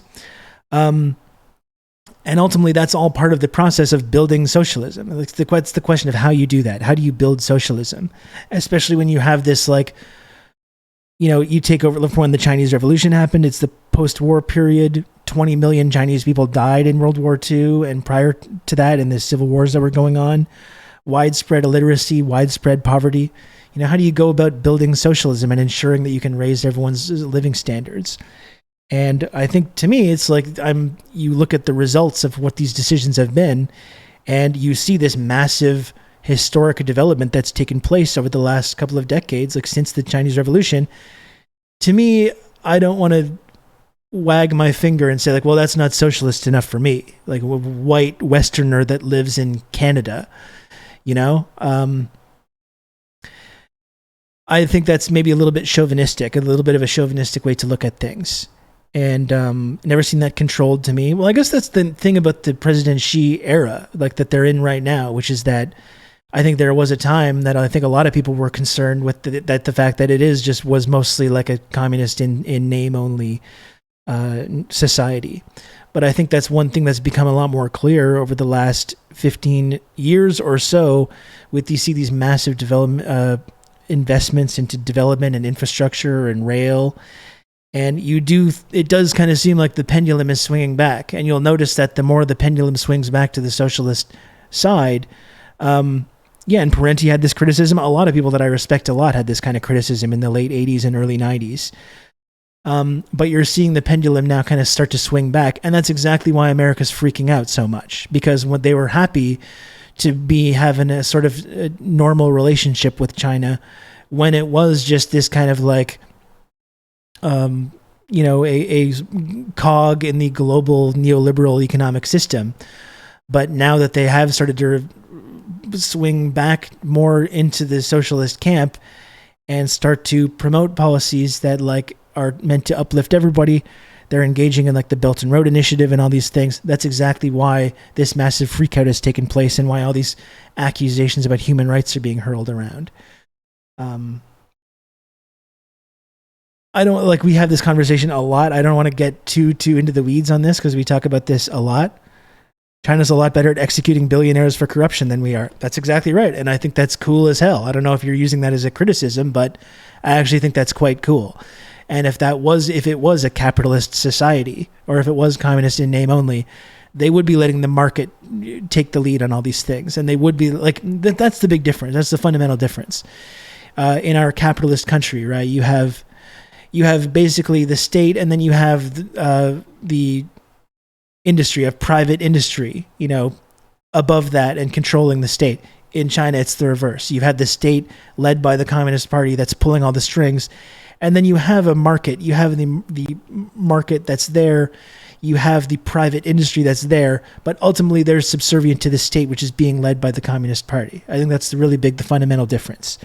And in Canada and the United States, where corruption is just completely rampant and out of control and totally illegal, in China, if you're going to be taking bribes or acting in your own self-interest, or if there's going to be corruption, there's going to be consequences for you, whether you're part of the state or whether you're part of private industry. And that's a big fundamental difference from, I think, what separates our two kind of cultures, or what makes them not a capitalist society. Even though they might use capitalism in order to, as the Dengus put it, to build their productive forces. But that's a big fundamental difference. You have the private industry is subservient to the state, whereas here in America and Canada it's reversed. That's a really big difference. Political controversy, at least this week, and that is the potential meeting between Kim Jong, or as I talk about often as well, here in Canada, the United States, in a capitalist society, you've got a system where it's publicly funded and privately profitable, whereas in China it's the reverse. And the high-speed rail system and the infrastructure development that's been going on there is a good example of that. It's privately funded and it's publicly profitable. So obviously they do use capitalism as part of their system, but I think there's a difference between that and actually living in a capitalist culture, a capitalist society. The president of, or the head of, I should say, the Democratic People's Republic of Korea, or North Korea, and the president of Russia, Vladimir Putin, that could be coming up in Vladivostok maybe sometime soon. And we are very, very happy to be joined as we continue the conversation by Brian Becker, who, among other things, is the host of the Socialist Program, whose video version airs here on Wednesdays, 7 p.m. Eastern Time. Brian, thanks so much for being with us. Great pleasure. Thanks so much. Well, great to have you here. And as you could probably tell in my intro, part of the thing I find so interesting is it hasn't even been confirmed that Kim Jong-un and Putin are meeting. I mean, it seems I could see them meeting. It certainly seems like something that would happen. But just the possibility of them meeting has become this huge story in American news, driven by the New York Times, CNN, and the like. And I just wonder, from your perspective, why is a meeting between two neighboring countries' leaders such a big deal for the U.S. media, even before it's 100% confirmed? Well, the U.S. never wants to miss an opportunity to caricature and demonize both Kim Jong-un. So the two of them possibly meeting together, you get, your double your money's worth. I mean, you can demonize both. And the fact that that they're meeting together, let's face it, guys, Russia and the DPRK share a border. I mean, if the United States actually met with the president of Mexico or the president of Canada or the prime minister, I mean, would it be like such a big deal? But the story here is that should they meet, and that they might be meeting, again, it's all from the Western media. It's from the New York Times and other Western capitalist media. Even RT, the Russian media outlet, the English language media outlet, is covering it from the point of view of what the New York Times is reporting. So there's not independent verification. But, you know, the reality is that Russia, and before it was Russia only, when it was the Soviet Union, also shared a border with the DPRK and had a close relationship with the DPRK, as did the People's Republic of China. When the U.S. invaded Korea in 1950, you know, and the U.S. destroyed everything in the country, more than 4 million Koreans died, according to the Encyclopedia Britannica in 1967. The U.S. pilot's main complaint was that there was nothing left to bomb, and that was by January 1951 because they bombed everything. And they kept bombing for 2 more years, even though One sec, folks. I'll be right back. At that time, the DPRK, North Korea, basically fought the United States and its allies to a standstill and drove the United States back below the 38th parallel, where U.S. troops continue to occupy the Korean Peninsula today. And it did so with the assistance of China. China sent more than 1 million soldiers, volunteers to fight against the United States, and with ample military aid and economic assistance from the Soviet Union. So Russia, now Russia, formerly the Soviet Union, and China and the DPRK share a border. China also shares a border with DPRK. They have had a long-standing relationship. It was only really in the 1990s when basically China and Russia basically turned their back on the DPRK, sort of let the DPRK face the might and attacks from U.S. imperialism almost by itself, that relations between Russia and China and the DPRK deteriorated, but they never broke. And so what we see now is that DPRK will meet again with Russia, presumably. They did so when Putin and Kim Jong-un met in 2019. Again, the U.S. media is making a great deal out of it, as if DPRK is going to provide the necessary ammunition so that Russia can continue its war. By the way, everybody, the DPRK military budget is not larger than the New York City Police Department budget. It's $4 billion. So wow. The Russian military budget is $60 billion. The United States military budget is $880 billion a year, more than 10 times the size of Russia. So again, the U.S. media is making a huge deal out of this. But we can see, of course, Russia and China have come back to the DPRK. I think it was quite unfortunate that they, in an effort to appease the United States 25 years ago, basically sided with the United States and allowed North Korea to become more isolated. But North Korea proved that it can sort of stand alone if necessary. You know, Brian, it's interesting and not at all unpredictable. It's very predictable, Jake Sullivan's response to all this, which was to wag his finger and say that if North Korea dares to give Russia weapons, there will be a price to pay, because America is apparently the global police, and only America and its allies can arm Ukraine.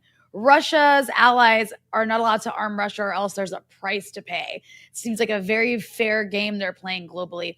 But you know what I want to ask you about, Brian, is speaking of the way this is being framed, particularly the fact that Russia has also proposed a 3-way naval exercise with North Korea and China. So this is also, of course, getting a lot of attention in the U.S. media.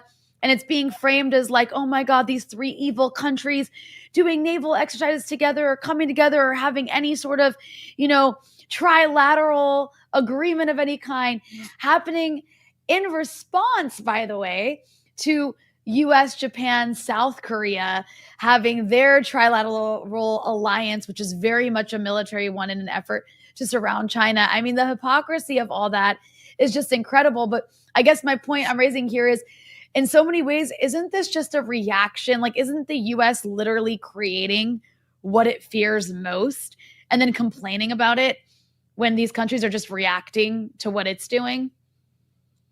Yeah, the U.S. officials seem to have the position that when we strangle you, when we try to destroy you, the only way that you can retain an honorable position is to not fight back, to allow yourself to be destroyed. And that's basically the logic. If countries try to defend themselves or block together in mutual defense, the United States considers that an act of aggression. In other words, you're supposed to just be destroyed the way the Iraqi government was destroyed when the Iraqi government was literally disarming itself on March 19, 2003. They were showing we're good guys. We're going to keep disarming. At the moment that the George W. Bush administration unleashed the shock and awe invasion of Iraq. And a year before that, Rania, on January 29, 2002, George W. Bush, at the State of the Union message, declared that Iraq, Iran, and North Korea were an axis of evil. And everyone knew at that time that the U.S. was preparing to invade Iraq. And so the logic for North Korea was they're going to invade Iraq, which disarmed itself. Then they're going to come at us and at Iran. And it was at that moment that the DPRK, which had had pretty good relations in the last year with the Bill Clinton administration, Madeleine Albright, then Secretary of State, actually visited Pyongyang right before Clinton left office. And there was talk of normalization. You can count on me. But when Bush did that on January 29th, 2020, very good podcast episode with Adam Johnson. 1 year before the invasion of Iraq, North Korea left. Thank you, Soon, for the 10 months tier 1. I appreciate that. Always love talking to Adam.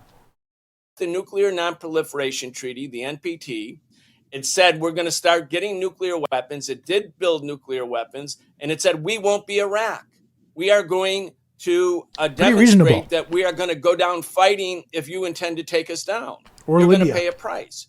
And so North Korea became a nuclear power because of the hubris and arrogance, just like the hubris and arrogance that you're referring to now. The North Koreans were like, no, we're not going to be Iraq. We are North Korea. We fought you in 1950 to 53. We fought you to a stalemate. We're not going to be destroyed by you. And they became a nuclear power. And for a while, China, which was mainly hoping to appease the United States, and Russia, which was still weak after the collapse of the Soviet Union, and thus was also appeasing the United States, agreed to sanction the DPRK when it started building nuclear weapons. And what we see now, 20 years later, as U.S. animosity and hubris and arrogance and aggression against China and Russia have pushed these countries back into that historic alliance that was so obvious in the early 1950s. So not because they wanted to have hostile relations with the U.S., China and Russia basically have no choice because the U.S. has decided major power conflict is the new priority for the Pentagon, targeting Russia, targeting China. And so the two of them look now to DPRK and say, well, we're not going to continue to isolate you. We're not going to play the game of the U.S., of U.S. imperialism. We can't appease them because they won't accept appeasement. So we'll block together. And as you said, Rania, when they do so, and again, after South Korea, Japan, and the United States, Biden administration met with these other major powers in the Pacific to form an alliance against Russia, against North Korea, and against China. After Biden did that, and Putin says, okay, well, we can reciprocate. We can form an alliance or forge a deeper alliance with the DPRK. And Xi Jinping has also been meeting with Kim Jong-un 4 times in his first, in the period between 2017 and 2020. And that's the thing, Apprentice, they should start with power plants. But the U.S. is leaning on them. I mean, I don't want to speculate too rampantly about this, but I imagine a place like DPRK would probably rather be putting resources into, providing amenities, electricity, feeding people, building infrastructure, rather than putting money into their military establishment. But this is a country there's a nation that was formed in reaction to this brutal violence. And they have, the Korean War never even ended. They still have the United States military parked right on their border. South Korea, sometimes I think we lose sight of the fact that it's still militarily occupied by the United States. They're performing these provocative military drills right on their border every single year, where America and South Korea practices what they're going to do if they're going to invade them. there. So if that's the situation that you're trying to like have a society with that kind of like threat constantly hanging over your head, then the reality is that you've got to put money and resources into your military defensively, you know?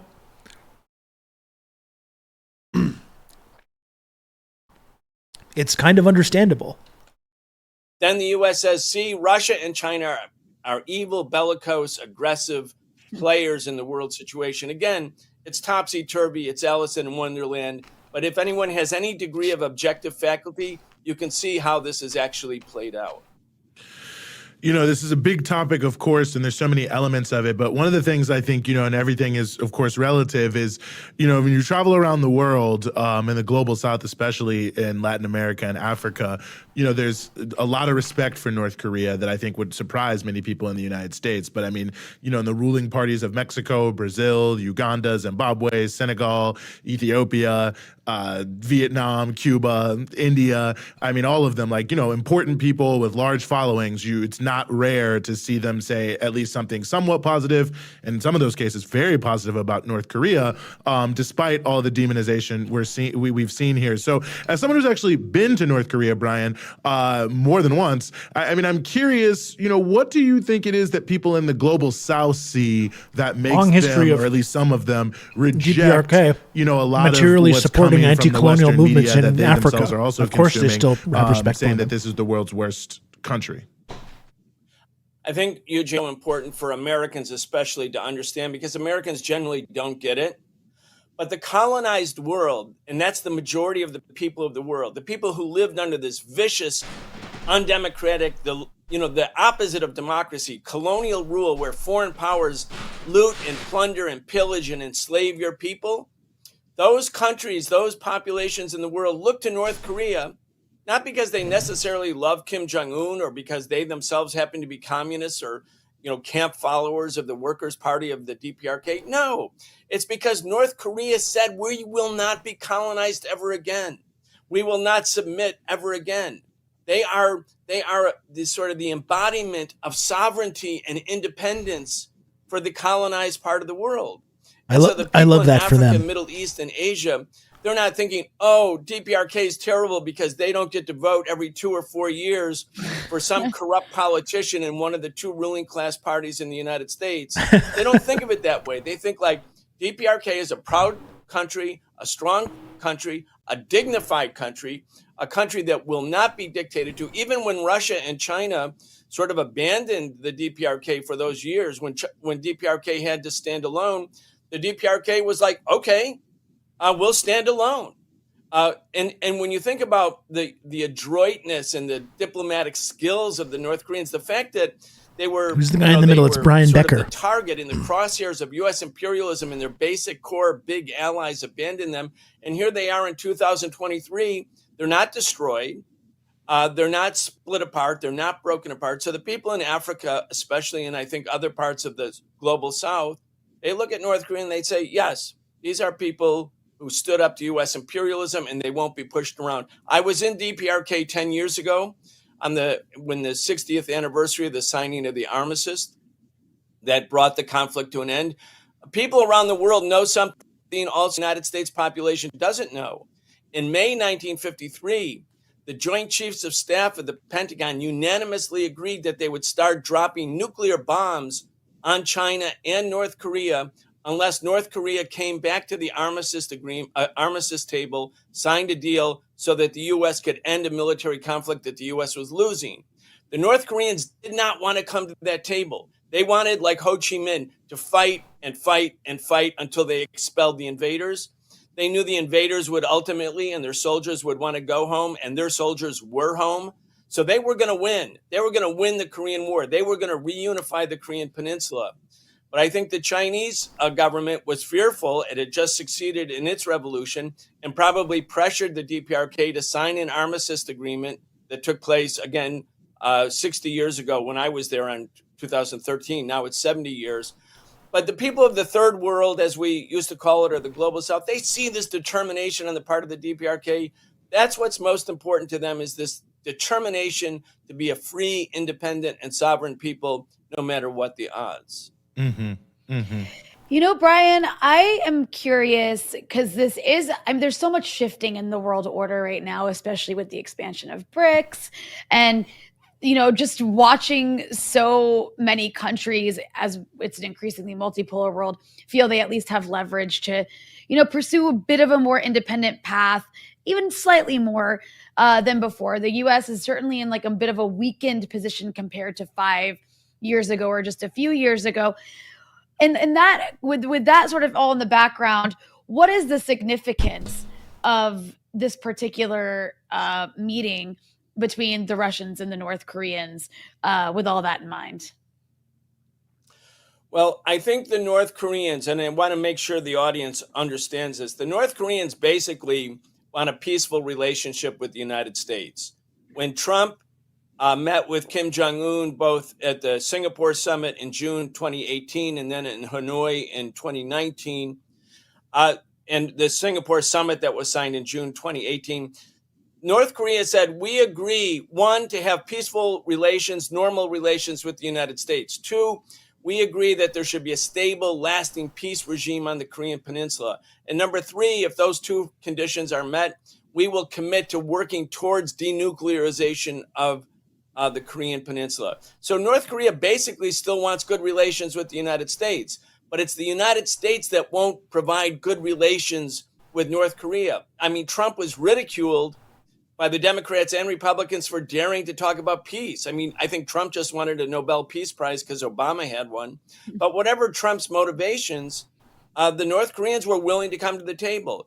Now, if you're going to threaten North Korea, if you're going to simulate their destruction, which the U.S. does with massive war games twice a year, I mean, literally simulating the destruction of the country, North Korea is going to look to Russia, look to China and say, look, we have a mutual problem. We have a common foe. That common foe is the arrogant, hubris-driven U.S. imperialism. Let's stand Also together. my foe. We've always been willing to stand together. You, for a while, abandoned us, but we've never wanted to abandon you. So I think the big picture, as we see BRICS and the development of what people are calling multipolarity, is that the world values the idea of independence and sovereignty and not having to live on its knees and follow the dictates of U.S. imperialism. Not because different countries are communists or socialists or exporting world revolution. They just don't want to be treated like they're like in a semi-enslaved population. Don't have sovereignty. A population. No one does. No one wants to live like that. And the countries of the emerging global South, they're saying we're strong enough now. We can be, we can flex some of our own muscles, and we're going to have at least, I would say differentiation in the way the world economy develops. That could be very promising for the DPRK. Mm-hmm. Well, as always, Brian, really appreciate you joining the show and helping us sort through all of this. And of course, you are the host of the Socialist Program, which everyone can check out here on Breakthrough News, Wednesdays at 7 p.m.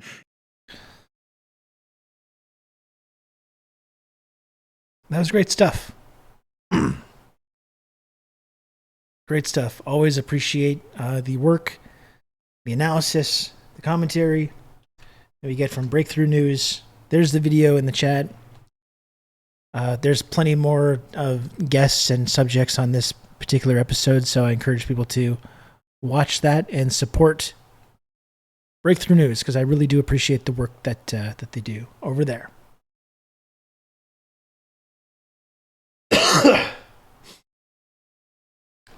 And all the points you're making, Dimitri, about DPRK and the food insecurity and the fact that like the where it's easier to grow food is in the south, and then in the north you've got it's colder, it's more mountainous, less of a window for growing food, and that how that leads to famine and starvation, or it has in the past, especially when they've been sanctioned and blockaded. And I think that's one of the most grotesque things about the way that we talk about or treat the DPRK, which is that we create these exact conditions that makes it very, very difficult for them to feed their population, precisely because we want to put this pressure on them. We wage this kind of like medieval economic siege warfare on them with these blockades and this the sanctions, the massive sanctions regime. And lo and behold, when that has the result of creating famine in DPRK, rather than like treating that with like empathy or trying to help or trying to understand why that's going on. We say these barbarians, they're just starving their own people. They're just starving their own people because apparently there's something in the North Korean mind that they think it's great and they love when other people are suffering and starving. Like that's grotesque to me. Like when we're the ones that are deliberately enforcing that on them and creating famines and creating starvation and creating food insecurity. And then we use that as an example of how barbaric the society is and how socialism has destroyed the nation or whatever it is. I find that really sickening.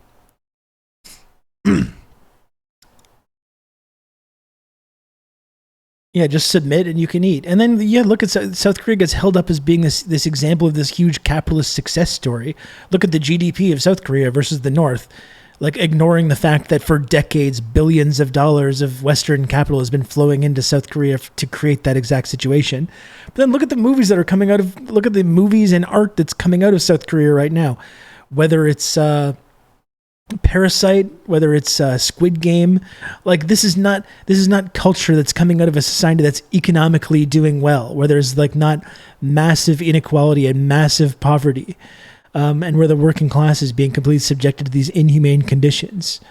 The idea that it's been some kind of like capitalist success story is a complete like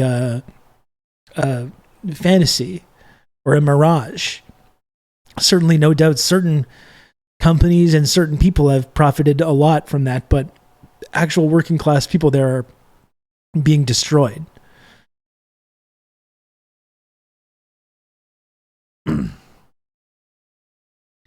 The reality is that socialism that's proven itself a huge success in helping countries under these conditions to survive and thrive. Yeah, and Cuba is an example of that, and DPRK is an example of that.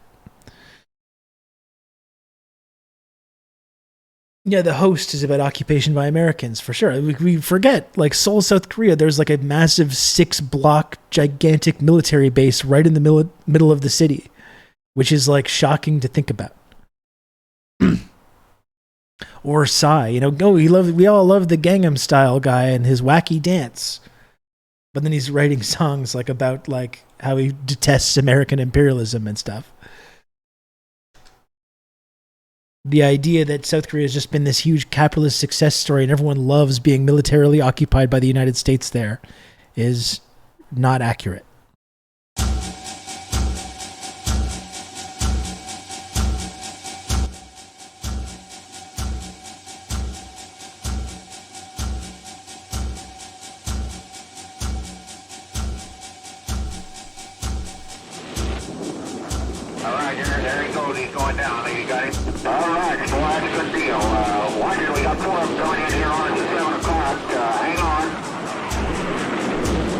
Rockets, firing the rockets and shooting the guns.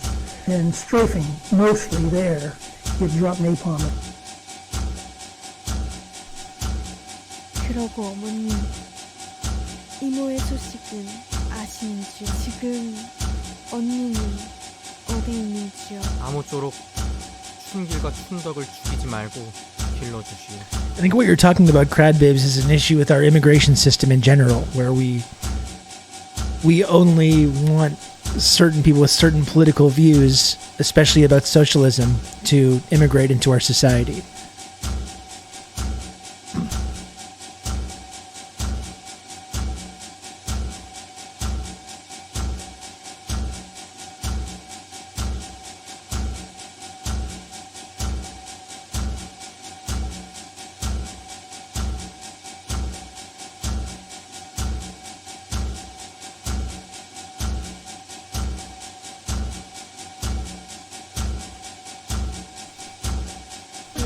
새까맣게 끄시려고 말도 못하지. 뭐 피해 둥그렀는데 뭐.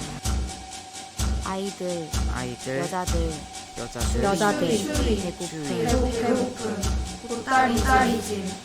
Well, not even young men, because we've got Chinese diaspora in Canada, for example, that does push back on some of these narratives about China and supports the CCP. And what do we do when they make these claims? We frame that we call them like foreign agents, or suggest that they're being like controlled or funded by the CCP. So even when you have diasporic groups that say nice things about where they came from, whether it's China or wherever else, that gets framed as being some kind of sinister plot. Yeah, and the majority are just, and the result of that is that the majority of people either keep silent or they're pressured to be like, oh no, of course I don't support the government. Because when they do, we say like you're like a foreign agent or something like that. It's incredibly disturbing and very racist.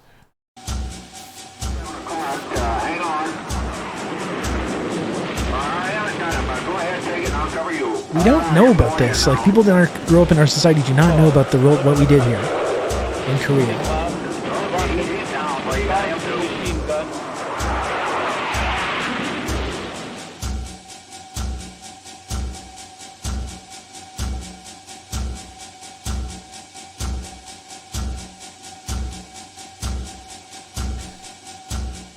I think if people were more aware of the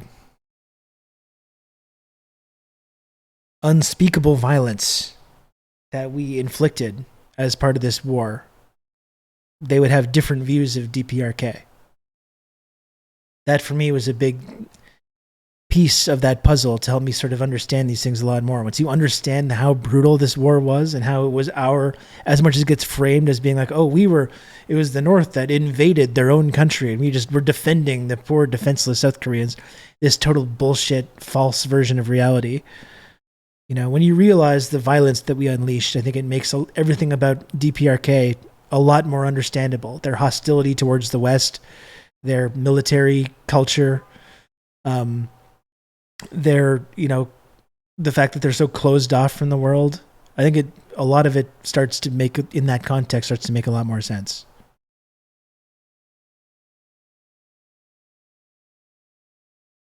I gotta go soon, folks. I gotta go in about 5 minutes. Yeah, can't quite make it to 4 hours today. I got a hard cut off. I gotta go pick up my kid from school. Does anyone else want to support TRRS? It's been low. I knew it was gonna be, I know it's a slog sometimes, and I understand that. And people are always very, very supportive of this show, which I appreciate a lot. But if anyone else wants to support TRRS, help me make the little number go up a little bit more. Get all the tiny little images, join the community, help support the content that I do here on twitch.tv. Every little bit helps. Every sub, every gifted sub, every friend coin, donation, tip, what have you. It all helps a lot. So if there's any other fine folks, any other brave heroes that would like to support this program, please, if you can. Excuse me. Bit of a hiccup there. If you can, subscribe to TRRS. It's $5 per month. It is completely free of charge with an Amazon Prime account. Right now in Slubtember, brand new subs are discounted, as are anyone that wants to upgrade from a tier 1 sub to a tier 2 or tier 3, or a 1 month to 3 month or 6 months. Also on discount. Can I get a refund on the subs gifted during that fleeting moment where I thought I had money to splash? Unfortunately, no, Grad Babes. But I encourage everyone, if it's financial issues are a problem for you, you're not under any kind of obligation to support this stream.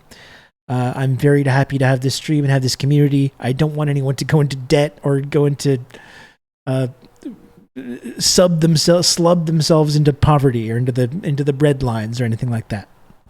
But if you can't afford it, if you've got some disposable income and you want to support this program and support the work that I do here, every little bit helps, and I really appreciate it a lot.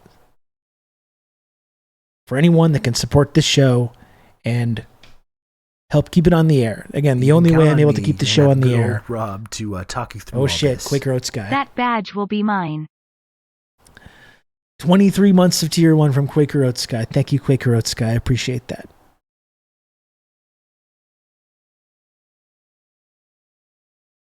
One more month. Use the computer to mark up the size of the account.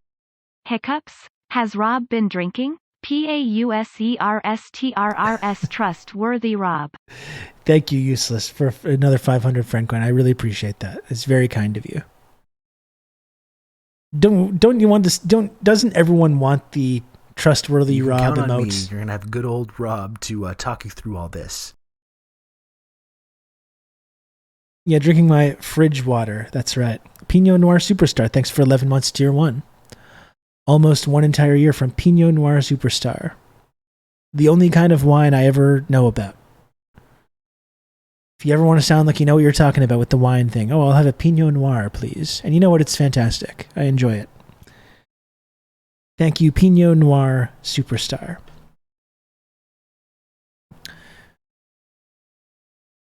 What else, folks? Anyone else? Does anyone else want to support TRRS and help keep this show on the air? Again, the only way that I'm able to do this show each and every day is through the endless and boundless generosity of the TRRS community members and chatters.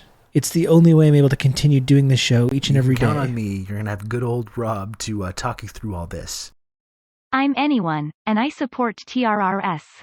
If you are an anyone just like me, support TRRS to begin your journey into becoming a TRRS friend. Relic, thank you very much for the 17 months of Prime and all the support. Very much appreciated. Thank you.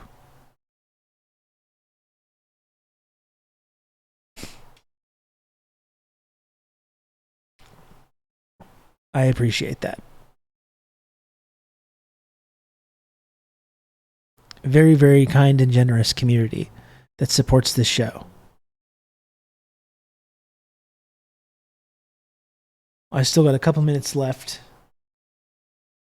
Do we hear 25? Is 25 subs doable for today? I am coming on 4 hours here. Ideally, I would like to be able to hit the sub goal every day. Like I said, I know it's not always going to be possible. I do accept that, and I get that. That's why I did want to take a little bit more time each and every day to try and give myself more time to get there. Going on 4 hours, though, is 25 a possibility? Only a few generous chatters could get to this meager, modest goal.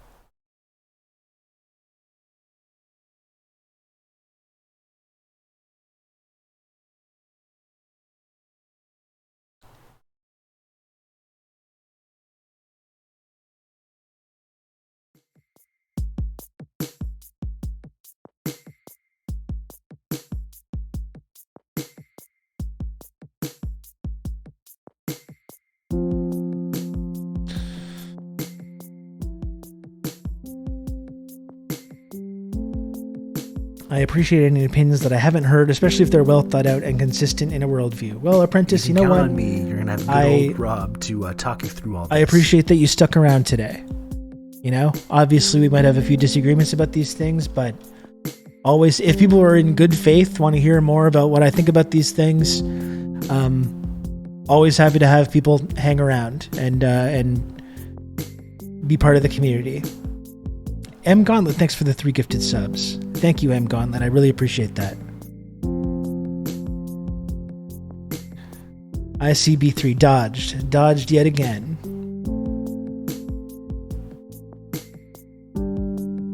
I really appreciate that, Gauntlet. Thank you for that. A cool, clean, easy drinking stream. TRRS Light. Diet TRRS. I've been wearing a lot of red lately. I'm just looking at all my different... You can count on me. You're gonna have good old Rob to talk you through all this. And Relic, thanks for gifting a sub to ICB3. Thank you for that. You can't dodge it this time, ICB3. You can't dodge it this time, no matter how much you try.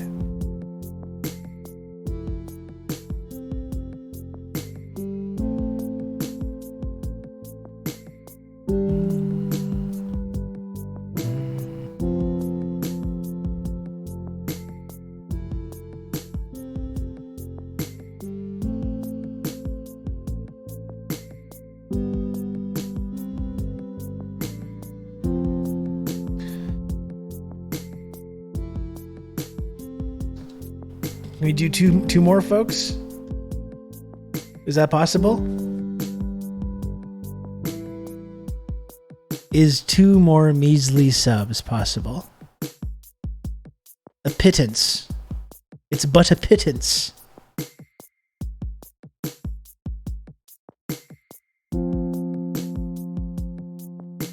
And I hope you all understand, and as I know you do, that I must.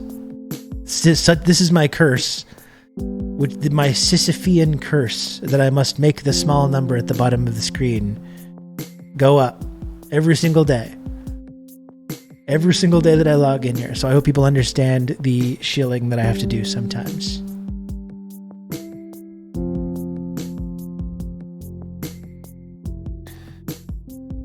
Please give my regards to our friend Dan Simpson, who we're rating now. Still got about 30 seconds for 2 more subs, if someone was holding off till the last moment. Young Mantic says they subbed, didn't get any alert, that's kind of odd. But thank you, Young Mantic.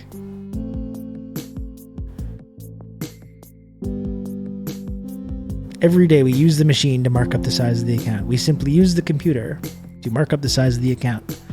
I'll see you folks tomorrow. Take care.